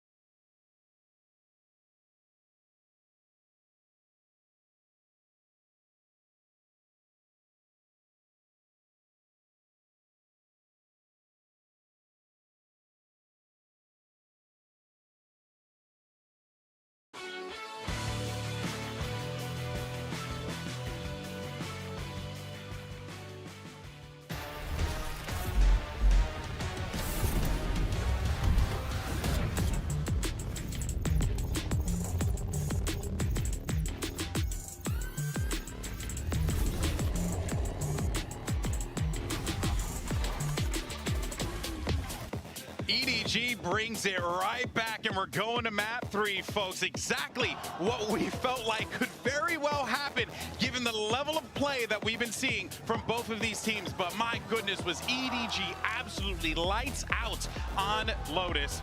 Excellent stuff. You look at that first half, and it looked like Sentinels had it in the bag. An excellent defense, They started put them 5-1. at advantage. But then EDG in the second looked out of this world. The side anchors in particular, Smoggy holding things down on C, round after round, showing some real resiliency to stay in this upper bracket. And we were talking about it, right? That not having maybe that extra bit of utility, having to play more for the kills and actually for looking those duels instead of just stopping them. Actually, them gaining a lot of momentum and capitalizing on the mistakes that SEN were committing. And also when we go into that second half, Sentinels running out of time in so many of this situation. Yeah, I mean, you know, there are a lot of these big plays that we were seeing, and honestly, you know, you get yourself, you know, into that next half by going tied 6-6. Okay, you're looking pretty solid, but what really impressed me, that defensive side, absolute shutdown. They could not get presence in rubble whatsoever. They were just getting dominated every single time. Like pretty much any extremity on the map, Mimi, they were being met with the full force of EDG. Yeah, Sen kept trying to go for these early defaults towards C Mountain, and they were getting that space pretty often. But this A control was such a tough nut to crack. The only time they were really getting that space was these late round re-pushes, and then when they were going for the executes at the end of the round, EDG did such a great job of conserving the right pieces of utility, and also having the right reads to set up and shut down in those critical site execs, where one kill, one death will make the difference between staying in this upper bracket or going down below and having to run the gauntlet. Yeah, we're talking about top 3s. Actually, we're talking about a top 3 potentially for EDG. If they're able to carry on that momentum, Simon was having such a game. Him finding a couple of kills at the beginning of so many rounds just so easily and throwing things off. It's very surprising to see that, especially after having that first loss in the map that they chose, they can do this. And now thinking about the next one, thinking about Sunset, I'm still looking forward to it, the second part of that head-to-head in the Neon. And honestly, you know, when I looked at the series layout and we got it in, I honestly felt as if this was anyone's game, because it felt like everyone got what they wanted. Look, EDG are no slouches on Lotus, same thing for Sentinels. There were no slouches on Haven, same thing for Sentinels. I mean, like, Mimi, this game has been everything. And what's fascinating about Kong in this particular situation, he was more of a setup and get the job done kind of guy, because he was actually at the bottom of the leaderboard for his team coming out of Lotus, but he was such an impact player. He had a lot of impact rounds, but I think him not having an outstanding map as an individual is the reason why this win is all the more impressive. If you think back to EDG's previous top finishes, when they had their breakout tournament at Masters Tokyo, that was defined by EDG. The casters were talking about it. Kong having one of the best individual opping performances we have ever seen, maybe ever, at a global event, especially since the Chamber meta. It was the best we've had. This has not been about him. It's This an run evolution. at Champions has been about the team, has been about them stepping up their macro, has been about them showing stellar mid-rounding despite coming into this tournament with a brand new IGL and a new rookie player on the initiator role, and they have looked good. If they are to win this final map and make their first ever top 3, I think this is the proof that China's not just a region about star individuals anymore. They have the talent, the skill, and the strategy to beat the best in the world. Yeah, and think about also what they did in Lotus, like Smoggy playing on C. Most of the things that we were seeing has been things that we have seen from EDG in the past. It's not like they reinvented themselves. I think that they were just going on with the idea of keep everything in the stress that we have, and that is exactly what they need for Sunset. I think that they need to polish a lot of things. Yes, Kong being set up is very, very good, but what happens if he has the same performance that he's been having here on Lotus? Are they going to be able to step up, to keep having that individual performance and just swapping up the plans so it's not that Kong dependent? And it would be an amazing moment for EDG. But to flip the script for Sentinels, Everyone was talking about how back they were, how good they looked in their early stages, debuting in these playoffs. After winning Masters Madrid, not even making it to Shanghai, and now coming back here and looking in a form that it seems achievable to lift another trophy, to go down to the lower bracket here, have to run that gauntlet again. That would make the chances of repeating a trophy for TenZ to pick up his third so much more difficult. It would be an absolute story, but either way you shake it, you got an EDG that once would come into these global events as wide-eyed, plucky, ambitious youths that wanted to, you know, push the boundaries, see how far they could go. Now this is a squad that can comfortably contend for championships. I personally feel that way. And then for Sentinels on the other side, they've been there, they've done that. They won Madrid. They see themselves, you know, potentially, you know, lifting a trophy one more time. But the problem is that you're going into a sunset that is genuinely good for both teams. Yeah. Both teams this is like, well, I said it at the beginning. You go right in the middle of the ring, you throw a couple left hooks, a couple right hooks. It's a boxing match. That's what you want to see here at Kakuka. You do not want to see... Of course you make that reference. You got it. Sometimes, you know, maybe I'll you know, do a little wrestling reference, you know what I'm saying? Maybe a little Roman Reigns, Cody Rhodes in the middle of the ring. But here we go. Now we're going to see things locked in, and we're right back to that neon duel that we saw at the beginning of the series. I'm thinking about Sentinels, I'm thinking about Zek, and I know that we talked about it. The impact that he was having with the operator made DRX sweat, and they need to make EDG sweat if they want to take this and continue on that upper bracket. Similar comps. Biggest difference here is the KO versus the Breach. Sen is going to have a lot of set stuff. Zekken following up of Zelsys' stuns. EDG, however, is going to have a lot of information. The cross-map knives, the flash combos with that Sova as well can be really potent. They're both good comps. Both these teams are comfortable on this map, but there's only one shot in that upper final. That's right, Mimi. This is it. Who pushes forward to the Inspire Arena? Let's go ahead and find out. Send it back over to your casters one last time. It's Bren and Sideshow. That's exactly the case. It's the Inspire Arena. Shift the move as well as they fight for that trophy, but I think one of these teams is going to be able to earn that chance to even get to that point. Of course, there will be backup plans, I guess. You want to run it through the lower bracket, I suppose. Listen, Sentinels have been there before, but it's not a position you want to put yourself in. It makes a massive difference. Whoever wins this match, not only are you playing for all of that glory, you have 5 days off to prep and to ante, to get that break that I'm sure both of these squads desperately need. Here on Sunset, we've seen some excellent performances from both of these squads. And slow and steady to begin. Chichu going to be hearing most of his presence, but he hears no footsteps off the back. Guys, false presence at that. Still, it's going to be util being used to try and bail them out. Kang sends it flying with the rally bolt here. Stuns flying. Okay, with the right clicks as well. No kills to be earned. And a quick pivot over towards Market. They were not expecting to see Zelsys here. Up through the gut. EDG paving the way over towards the A side. John QT is going to be a lot asked of him. Smoggy is way ahead of the rest of most of his team, in fact, through the cage, almost claiming a second. But eventually put him down and out. Sitting back to the spectator seat. It's an open A site now for the plant. Simon commits to this one, but 4 players alive as SEN and they are grouped up with that pack mentality.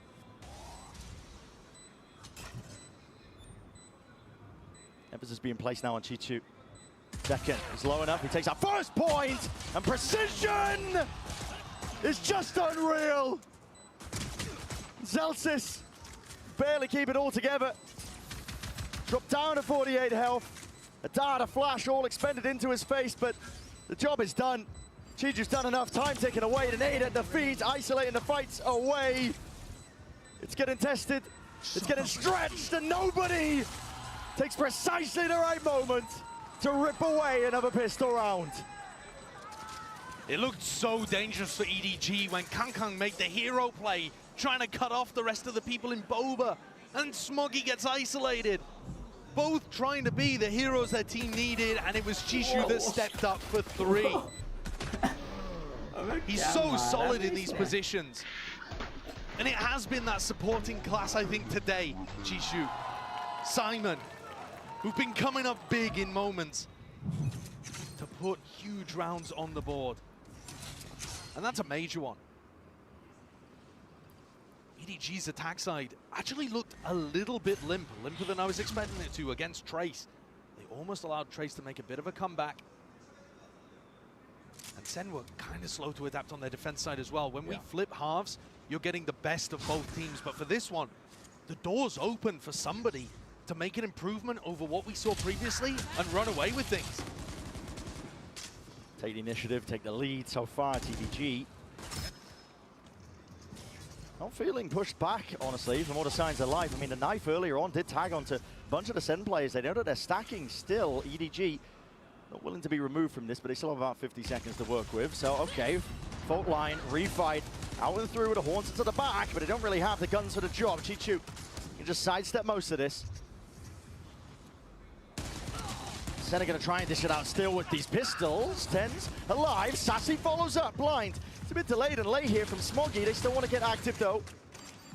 They know that everybody's here. They should be leaving. They should have left ages ago. And now when they finally make the maneuver, Tens is already reading it. He's already in front of them. That could have been a freebie. Could have been. 11 half. He's waiting precisely to strike where it hurts most. Smoggy dropped down and forced to watch in horror as his team and the rest of the round getting let loose and slipping from their grasp. The plan, I mean, it has to be a safe one from Simon. Tucks it into the back. Sacy trying to get ahead of it. Seeking to delay. Knew the time pressure was of most of importance, but Celsius has been brought into it now, a 1v2. Maybe the nerves can be settled for EDG. He's had so many chances today, Celsius. And EDG do not let the round get away from them. That one was so dangerous. I don't understand the EDG game plan there over in B main. You mentioned it right from the beginning.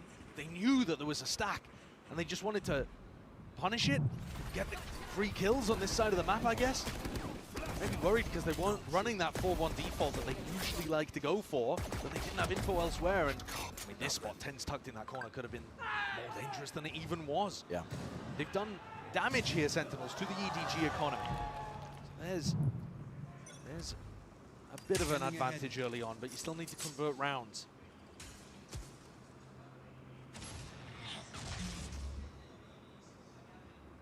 EDG going to be looking, see if they can convert round 3. Of course, the weaponry not going to be ideal because of how many players they did end up losing. Shock darts don't actually break any of this util.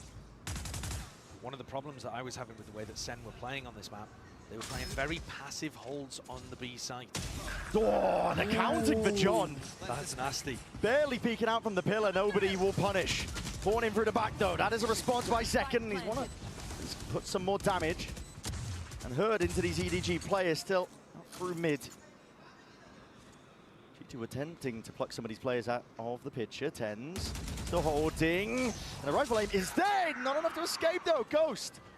The supplement of the fire by Smoggy does manage to trade that one out. Nade, it's out, but it does miss. Off to the side, Sacy sticking. Anything else to push this one back needs to be defended. Second, he can't really let this one loose. Still, it's half already onto the board. And the mid flanks and the fight from main. Damage is done.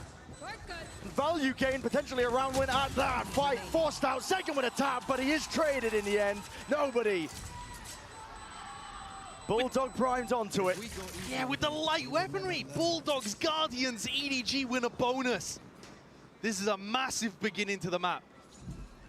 EDG knocking the economy immediately of SEN. The opener, huge. John wasn't really contesting like that in the previous match that we saw them play from Sunset. But 10's also getting caught in mid is so rough for a player that's been spectacular. He just only expected the single mid lurk, which is pretty reasonable, but getting caught in that spot allowed Smoggy to sneak in. It is a dream opening for EDG. Couldn't ask for better. It's all about keeping it moving, keeping it going. And they've turned it around massively from the kind of opening they had on Haven. But they lost 7 rounds in a row after Pistol. Resilience is showcased. EDG not willing to take a step back here, but Kang might be regretting that one. Offset here, overdrive is available. Flash through into the back. That's Simon looking to hold his own ground against this. Smoke dominated, nobody's still trying to command that position. But he falls, Simon will have to retreat now. His back's against the wall, Smoggy defending at least a portion of it. Aftershock into the corner. Tenuous here for EDG, but they still have those rifles. It's going to be a big advantage working potentially for them. Picked up with the upgrades. JungQt fires straight back at them. And the bait and switch leaping into the fight. Taking no prisoners. Sentinels really had no right winning that. A complete MasterCard thrifty coming out from SEN. Tens on the high ground with a Sheriff. Pops off a beautiful opener to deny Kangkang. And from there, that first pick, creating opportunities for Zekken to go forwards, allow others to pick up rifles. The Neon once more forging a path forwards. And just like that, Sen back in a little bit of control here. It's only nobody that can afford to be able to get a rifle online. The ults are good from EDG, and I'm sure they'd invest if they got the opportunity. This is more what Sen were doing on their defense side, though, last we saw them. 4-player stacks on the A side, leave one person B. It was very easy for their opponents to just waltz into the B site and take that room. Yeah, market splits were deadly when DRX were playing against them. Absolutely. Up through mid 2. You might see some adjustments. I mean, we already kind of are seeing evidence of it, I suppose. We are, yeah. Trip up top section of mid, so nobody really has to watch it. They've got a cam late in market to take the contact of this one. They spot him, nobody. Past it. The cam's always going to get cleared there because people are always watching for tens on top of the box. Market. It's a spot that he loves. And this time, it's the same kind of hole in Sen's defense. And so that means that they're forced to play a lot of B retakes. There's danger here. There is, even with full rifles for Sentinels, there is danger because these B-lane post-plants are so overpowered on Kill Sunset. trips. I mean, nobody's got an ult. He's already getting into position. Be able to play this one. And Sen don't have a lot of time to work with. Kill trips. Chewing up these players. Rooted into spot from Sentinels. They've got to find a way to navigate it. Sacy defusing. Sticking. Reveal up. Hunter's Fury. Sacy! My God! It's down to the wire. Down to the brink. Haven't. But Zelsis is the last chance for him. The Gang will not let it slip. EDG answer back instantly with another thrifty of their own. Barely any weaponry brought into that round. And that's exposed a gaping hole in what Sentinels are doing on this map on their defense side. I said both of these teams have put up really strong performances on Sunset before. That's once the halves flip. And we see EDG defending, Sen attacking. This is not good enough from Sen if they want to be able to get that 5-day break and head up into the upper bracket. Bar for bar with a weird, worse and weaker weaponry. Each turning themselves around here. Now Sen are in that tough position. They've still managed to scramble together some sort of a buy, but down 3 rounds, EDG got their sights set on the finish line in this series. Breaking past their prior performances and ceilings. Applying a little bit of mid-pressure here. EDG are the kind of team on their attack side that will pressure the very top of mid. Look to try to lurk Kangkang in or see if they can pull off Shishu, finding some space, contesting where Zelsis is currently stood. So you can understand why Sentinels still have 3 players in kind of passive positions towards top mid here. Is anyone going to be able to control the backside of B? Not playing the Cypher offside. JungQt they get caught. No command emanating out. That means the trips go online too. We're hoping to play some kill trip setups as well. And they drop off. Tens was thinking about trying to get his backside there, and the rest of his team wasn't willing. Once more, Sen are going to be tested. This time, we're trying to hold on for these retakes as well. Nobody. That first point of contact moves the one the trade online out of Nightfall. Scatters his way through, in through the main angle. Noise. Cut away, Zekken with the defuse, but he's pushed back from some form of the util. Overdrive popped off. Kang! Goodness me! Tears them to pieces. TP up and over. Tenstat is precise, and he's got to be keen, surgical, whipping his way through and behind. He's going to try and defend this one. JungQt brought down, but a half earned. There's a chance and a potential. G2 flips the sight. Nice. And all expectations once more. Sen just too slow with his Nice retake round. attempts. GG's. And EDG are so willing to run rings around them. Not just too slow, but far too passive. Again, the same problem that we witnessed last time when Sen played against DRX. They're just giving the site for free. It's free plants over here on B. We set it up, this half was going to be an opportunity for either team to grasp hold early and come out with either prep or individual form to be able to run away with this first half.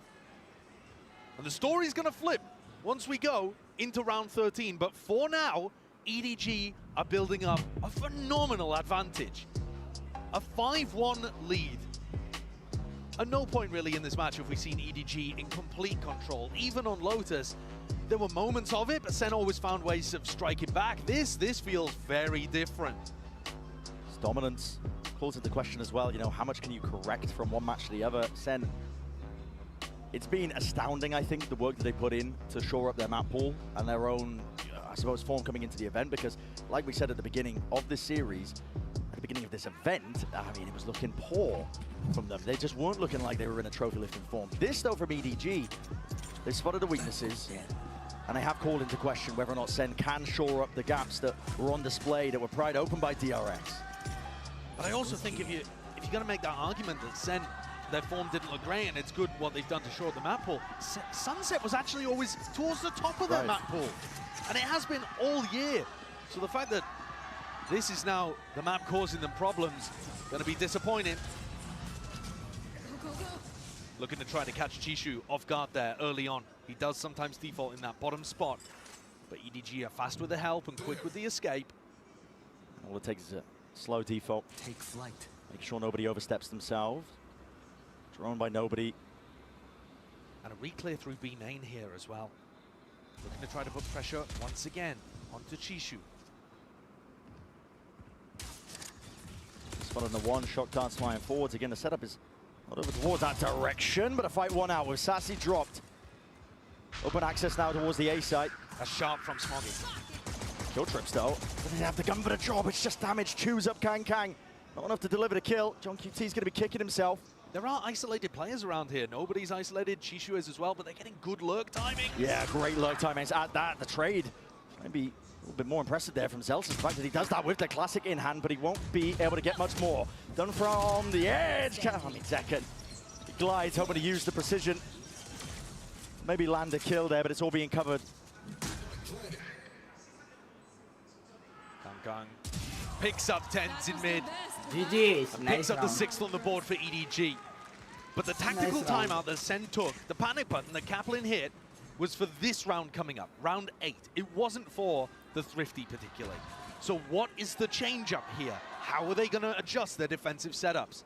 Personally, I'd like to see 10s posted on the A line. You have an Omen with outrageous gun skill, and you're not playing him on an aggressive line towards A regularly, if at all. He tends to be over towards market, and you leave that job to like Sacy with the Prowlers.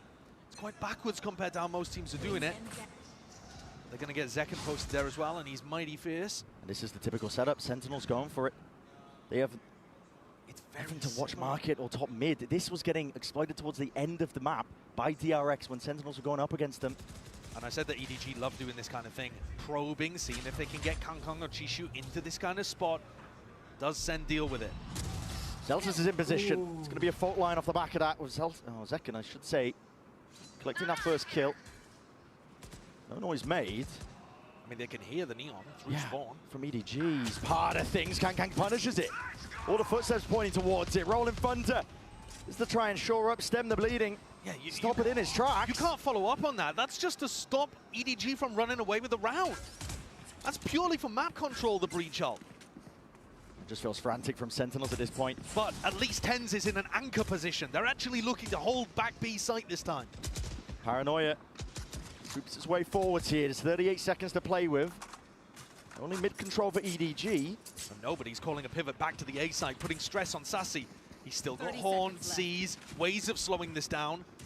Sacy will be in hot water. Now to him, the util, the gun into his hand, whether or not he can push this back.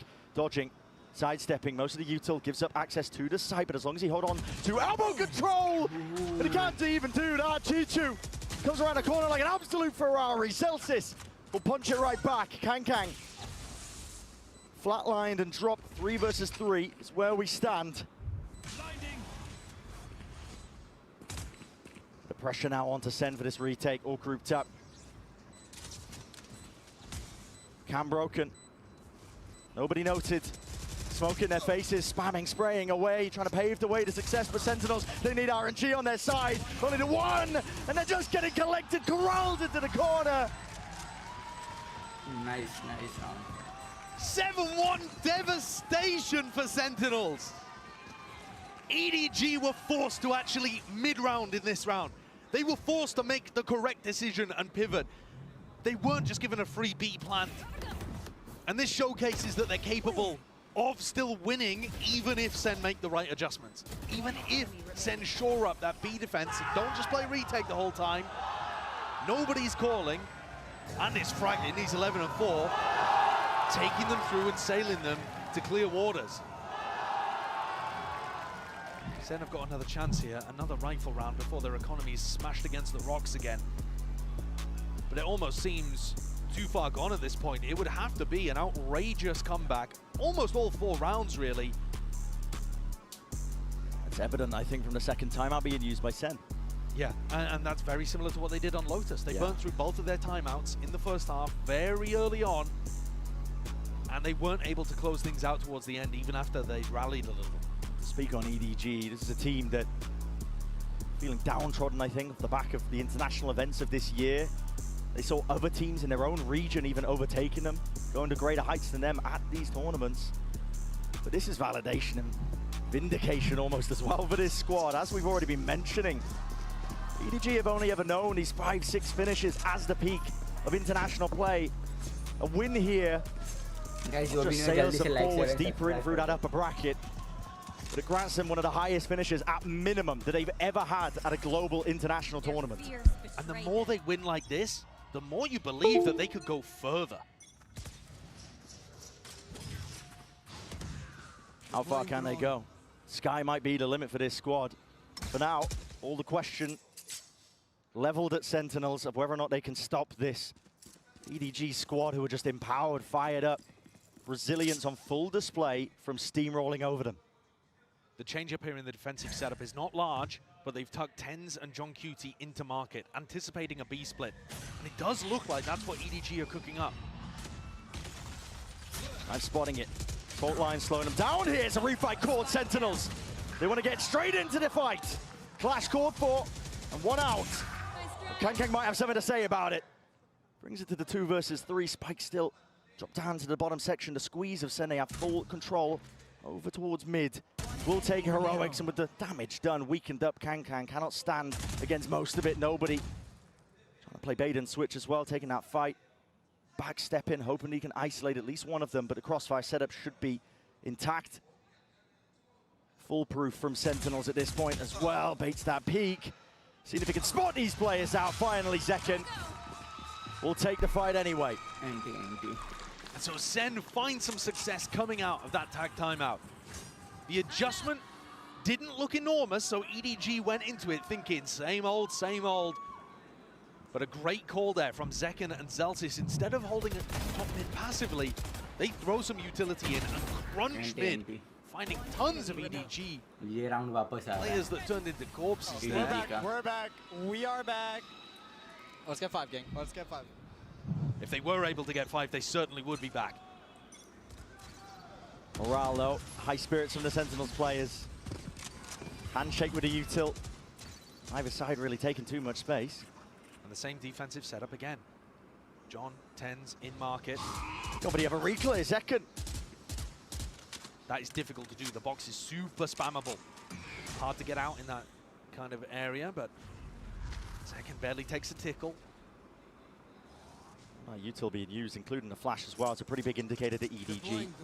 Most of the players stacked over from Sen over towards A main. Surely they don't overstep themselves. They're going for another fight as well. Contact plays on contact plays. A massive fight in A. EDG are trying to make it feel like they're in mid and bait out this reclear from Sen. And they're just holding for the peak. What util did they even have as well? Contact cord as well. Full line is late. Celsius. Ooh. Util doesn't help him. It's EDG with the initiative in that fight. And with it, you can sit down and stare at it, but it's a 5 versus 2 scenario. Sentinels have no real chance back into this round. Their economy is not in a terrible spot. If TenZ and John were any closer to the action, they might give it a try. But EDG have outplayed them again. The story of this half early on was SEN giving away too many opportunities, but now that they're playing a little bit of a better game, EDG are just pulling it back out of their grasp. The call in there from nobody is so strong. Faking like they're doing the same stuff. Throwing that same market util. And John, he is not holding on to this weapon. He's got players behind and in front. They're gonna drain every last drop out of the SEN economy. Austerity is here and it's coming for SEN. Don't want to hear that. EDG are playing a beautiful game right now on their attack side. It is. It's truly great. I don't think we're getting the best out of Sentinels, right? But at the same time, they are trying to adapt. They are trying to throw in different things. And EDG only takes them one moment, and they've figured out a counter to it. Yeah. They're playing SEN like a fiddle. And at this point, it's like an avalanche crashing down onto the Sentinel squad. They have to go for, again, proactivity. But Paranoia just plays straight through main, and it immediately diffuses all that tension, the play that Sentinels were going for to see if they can collect a kill. The defensive util has been remarkably good from EDG today. Always there with Kangkang's stun to stop aggression like that. Paranoia too. They're the team that doesn't have breach, so they don't have the fault line or the aftershock. You might think they'd be weak to plays like that, but look, they found the gap again. Yeah, it's another read. As soon as they hear that the Neon's in through mid being played into that, they know that they're not going for the typical A main hold that Sentinels like to do. They know that they're going to be playing off-site, trying to go for the retakes. So EDG can take their time with it, contact most of the way. The trips will not be oh, as I say that, I wasn't expecting them to get Valley. They spotted them out onto the corner. Still John takes down Smoggy, drops him to the floor. Spike planted. So overall coming through onto these guys. Look at those pings. Look at the angle that nobody's going to have. And they're ready to fight this one right as the retake is occurring. Tags up into a few of these players. Hunter's Fury has to be dodged and juked and avoided. Let's skip rope over it. Kangkang though, still here. Chichu takes up the space, stands tall, stands strong. And will not be denied anything at all. It's a monstrous performance from many individuals on EDG, but full credit to the entirety of this squad. Every part of their game is on today. The players are stepping up. This map, Chishu's come out of nowhere to just be outrageous. The prep work too. The so calling good from nobody. It looked like a very rough beginning to today. If you had only been paying attention to the first map, certainly the first half of the first map, you'd be thinking, uh-oh, EDG. Yeah. They've beaten some weaker opponents, some struggling opponents, but SEN are here to shut them down. Well, that story has changed massively over the course of this match. They're dominating Sunset. Just one more round left in the half. That's all SEN have to work with, and it's the difference between 9-3 or 10-2. Either way you slice it is bad. Zelsis has his ult online. It looks like they want to play a more aggressive defensive B. Oh, trying to send it. As soon as Simon uses his ult, that's the trigger to try and slow them down, but there will be no follow-up. And Chichu, my God! Ooh.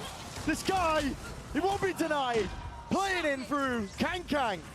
He's hungry for more. There's blood in the water sense, but punishment in sight as Sacy will drop him eventually. Down to his knees, but it's still EDG in control. Backside players, B main still theirs.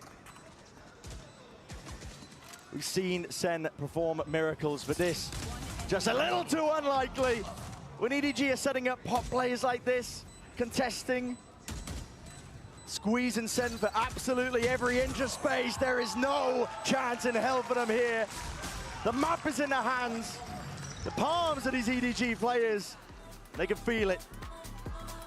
The anticipation that must be going through them. The stress and the pressure as they get to this halftime, realizing they are on the cusp of making history for China. History for China and breaking past their limits. It's all going to be decided on the next half of this.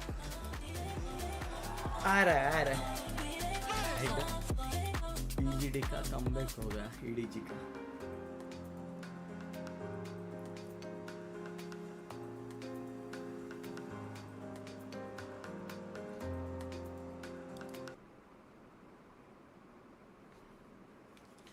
Comeback हो गया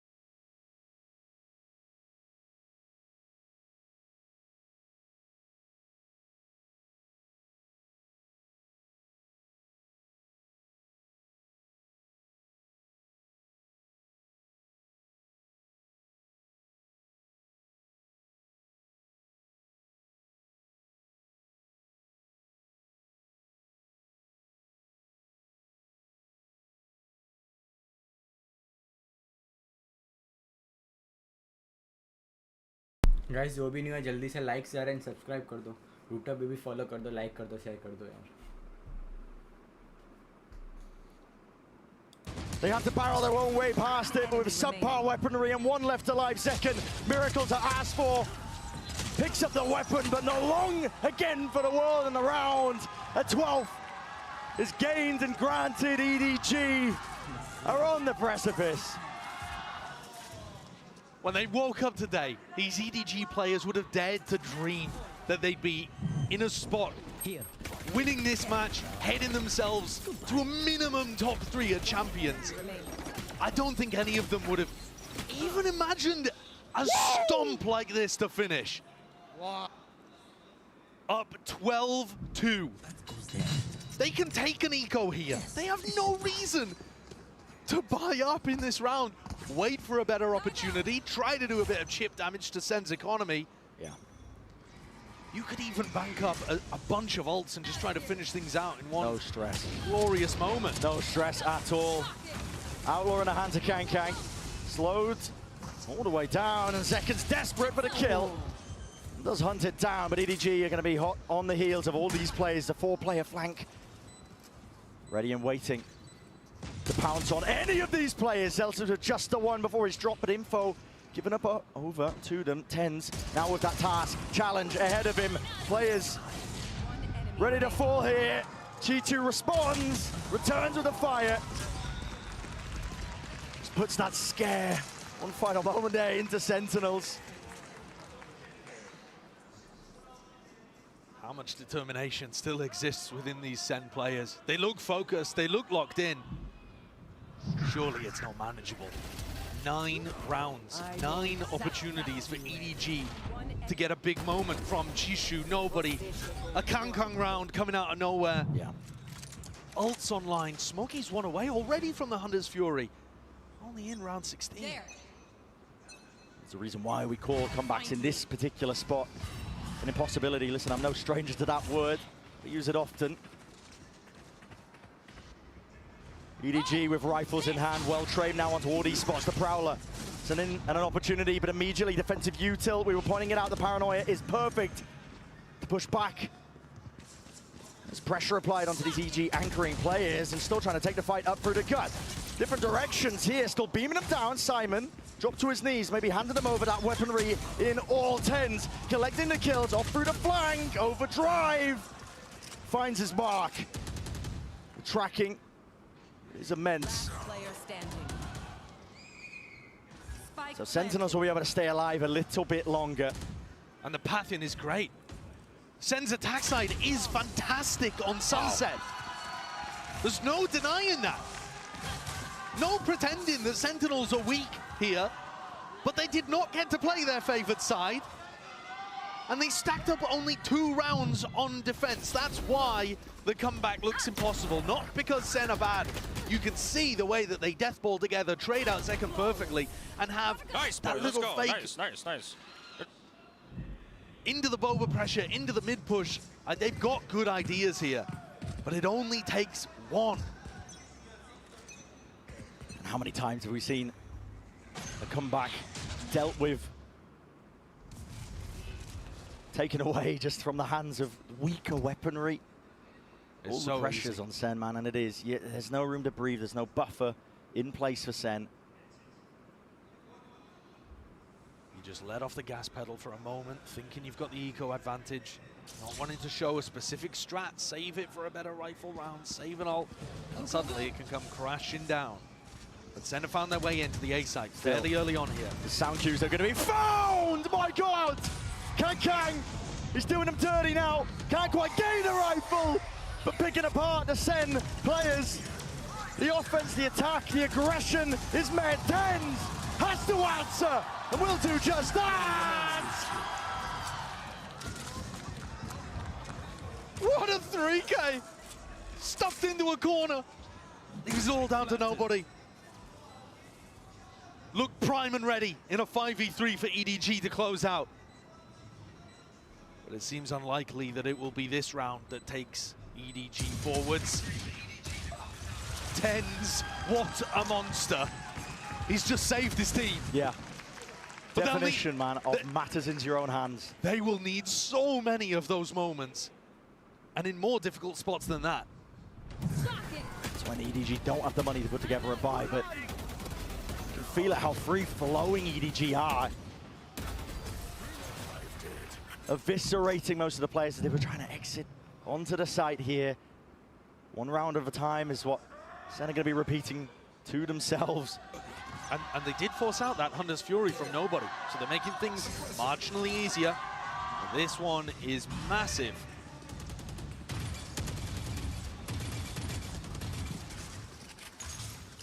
Door's going to be teared down almost immediately. Back into a slow, cautious play by Sentinels across the map. The one-way posted over towards A. Paranoia as backup, baiting off Kangkang's contact. These are the kind of things that SEN didn't really have going to help that A defense. Does it get broken by Sacy? Bring them down. Over the Prowler. Util used too, but it's Paranoia immediately going forward. Chichu! This is his area, this is his domain.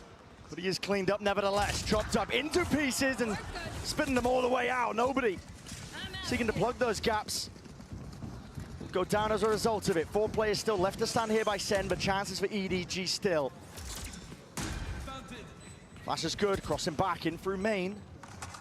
EDG not able to catch any of them. This is the crosshair placement, but they are rapidly now getting themselves into position. Onto the site, stun is excellent. Flash though, peek immediately there. To be traded out and over, spraying them down with the rifles. Heroics and a bit of luck at play. EDG are hoping for it. Through the box now. Simon and Smokey. They can't get it done. So once again, it's Sentinels that breathe just the slightest sigh of relief and continue to survive in the series. 4 rounds in a row here collected. If they get another rifle round, you're starting to believe. But there's still tons of danger ahead of them. They still need 6 perfect rounds on their attack. And that's even just to force overtime. Yeah. They're not out. They're not out of the woods at that point. They got to keep it going. EDG, though, are forced to take their tactical timeout, so they're going to look to adjust something here. Even with Zekken team stunning himself in that market split, they still managed to get the trade out onto Chishu. I think Chishu's going to want to be able to hold on to that area, but he's finding himself getting overwhelmed. EDG are playing a very standard defense to the map, very similar to other great teams here. Teams like Leviathan, for example. Heretics, you know, these kind of teams that have a great understanding of how you want to be pushing and pulling on the defense side, but SEN are still breaking through. It's not that EDG are giving them areas for free. SEN are playing with fire. Yeah, persistent team too. I mean, they've been in spots like this. Maybe not exactly like this where they're forced to come back, but... I mean, the beginning of this year in the off-season, they actually pulled off a 10-2 comeback on their attack side on Sunset. That was like the first glimmer at the very beginning of the year that SEN were taking the off-season seriously and looking like they could win games in difficult spots. Yeah. That ended up culminating months later in a trophy at Madrid. They can do these kind of things, but it's not consistent, and really, it shouldn't be possible. On a stage like this as well, when there's never been more pressure. And this is a trap play if I've ever seen one. Paranoia sweeps, stun alongside it, rattling with the Sheriff in hand. Chewing up the Sentinels players. Not many options are available to you, and Celtics, he didn't have a clue. Blinded up, Spike dropped down into the laps of EDG. This is exactly what we were talking about. There is no room to breathe when there's up to 12 rounds. EDG can feel it. Spike picked back up, earns itself. Sacy, a lot to adjust and overcome. Tens is down and out. EDG. They end it all. They take it over that line. And they break past their limits. What a performance from them. And they finish it on the Thrifty as well. The trap play, the depth of strategy, showcasing even in this final round what has made the difference here. for EDG to break through. It's been that prep, the hard work, moving away from the individualism. EDG today taking down the Madrid winners, smiting Sentinels on Sunset. It wasn't close. Oh no. And they have pulled down to earth the gods of clout. And SEN spiral to the lower bracket. That 5-day break belongs to EDG, not SEN. And not just a 5-day break. It's a minimum top 3 finish. It's the best that they've ever done at an international event. It's vindication. It's a reward. It's the light at the end of the tunnel for them. And it's so damn well deserved, man. It Full really credit is. to EDG. The work has been put in. It's showcased. I think a lot of people were ready to undersell EDG. They got past a struggling Paper Rex, Foot not looking in their best form. I think people, especially when they crushed Trace, were thinking, oh, well, it's just because it was a Chinese team. Regional matchup. Regional matchup. They've showed today that they're capable of so much more. And you're right, they've smashed that glass ceiling for China, breaking through the best ever performance for a team from that region. But I think there's more to give for this team. Yeah. It's an open tournament. Your teams, the favorites, they were getting smashed out in groups. Gen G, nowhere to be seen. It's possible for teams like EDG to lift a trophy here. It is a wide open tournament. The sky is the limit for this squad. And it's all starting to pay off. And you wouldn't think it. We already mentioned, you know, the performance from EDG at Shanghai, at Madrid. It was dire, it was dismal. And even watching other Chinese teams overshadowing them earlier on at this event itself in the groups, it looked like the spotlight was going to be shifting away from this squad. And they've ripped it firmly back. They are in the limelight right now. This is their moment. I said it earlier in the tournament, if you asked EDG, would they rather win in Shanghai or win here at Champs? I think that would be tough for them just because it was in front of a home crowd. But here at Champs, they are doing it. They are doing it indeed. We're going to set it down to the 4 for the Verizon post-match interview. Hello everyone, I'm joined by EDG's Simon and our translator Luna for our post-match interview. 공시 공시, Simon! 네, EDG의 사이먼 선수와의 인터뷰 만나보겠습니다. 로터스의 컴백을 시장으로 패승승, 오늘 센티넬을 상대로 승리를 가져갔는데요. 오늘 처음으로 센티넬과 경기한 소감부터 물어보도록 하겠습니다. You know, you starting with that Lotus comeback, you know, you took the reverse sweep win against Sentinels. So how was it playing against them for the first time? 今天你们在莲花古城就完成了翻盘，并且在整体的比赛上也是完成了一个大翻盘。那你觉得说今天面对到 Sentinels 这场比赛感受怎么样呢？感觉就是也是挺紧张的吧，就跟他们打，因为他们打赢了Gen G第二杀，就是强队。I think a little bit nervous because they have to face like DRX, GNG, those really strong teams. 워낙 DRX나 젠지 같은 강팀을 이기고 올라온 센티넬이기 때문에 오늘 좀 처음 경기하는데 긴장했다고 하네요. 근데 오늘 승리로 이제 결승 직행전에 EDG가 진출하게 됐습니다. 그리고 이게 또 중국 지역 기록 경신인데 사이먼 선수는 팀에 합류하자마자 기록 경신에 이렇게 하면서 좀 잘하는 만큼 부담감도 계속 커질 것 같습니다. You know, off to upper finals, and this also broke the SEN League record, top 4, right? But you know, as much as you're doing well, I feel like I want to ask, like, how are you handling the pressure? 你表现的也是非常非常棒嘛，而且我们现在也是突破了我们SEN赛区的一个记录，我们进入到4强了。那你是怎么来应对在比赛当中的这些紧张的呢？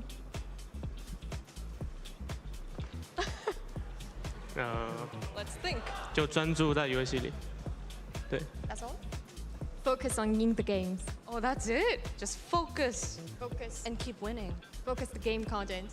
그냥 이렇게 뭐 집중하면서 부담감을 좀 조율하고 있다고 합니다. EDG의 사이먼 선수와의 인터뷰 만나봤습니다. Thank you, Simon and Luna. Congratulations, 공시 again. All right, we'll be back shortly for our second match of the day. Bye, y'all.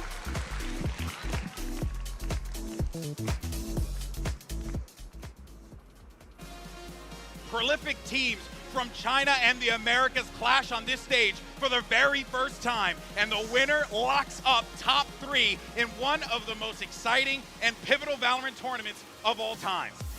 And Smoggy's right back in there. The Paranoias are released sent out. A preemptive outlaw in the hands of 140. Zekken down to the double digits, but still alive for now. Glides to the side. He's for the upgrades. Hunter's Fury scatters through. Fights to be taken by EDG. That could be set up for success on most of it. Sprayed down. Leaving it just down to 10. He's doing damage right through the wall. Isolates the 1 for bullets. Oh boy! A great opener from SEN. A squad that are just getting scarier and scarier. Satchel to save the day in Sacy. And it just feels like there's no hope in this one for EDG. They're going to make it look like they're re-clearing onto rubble. And trying to push his players back. What is that from nobody? On to the back of the side here, but as the smokes dissipate, Smoggy, EDG will not be denied a chance for greatness. Second, slowing up, he takes our first point, and precision is just unreal. Overdrive popped off, Kang! Whipping his way through and behind, he's gonna try and defend this one. So QT brought down, but it happened. There's a chance and a potential. Chi-Chu, and skip rope over it. Kang though, still here. Chi-Chu takes up the space, stands tall, stands strong, and will not be denied. EDG, they end it all. They take it over that line. And they break past their limits. Guys, जो भी नहीं है जल्दी से like share and subscribe कर दो. Twitter पे भी लाइक शेयर एंड फॉलो कर दो यार.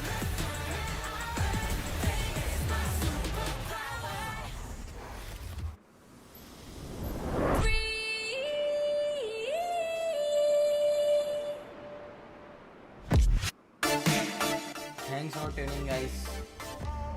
मिलते हैं कल स्ट्रीम पे. Bye bye.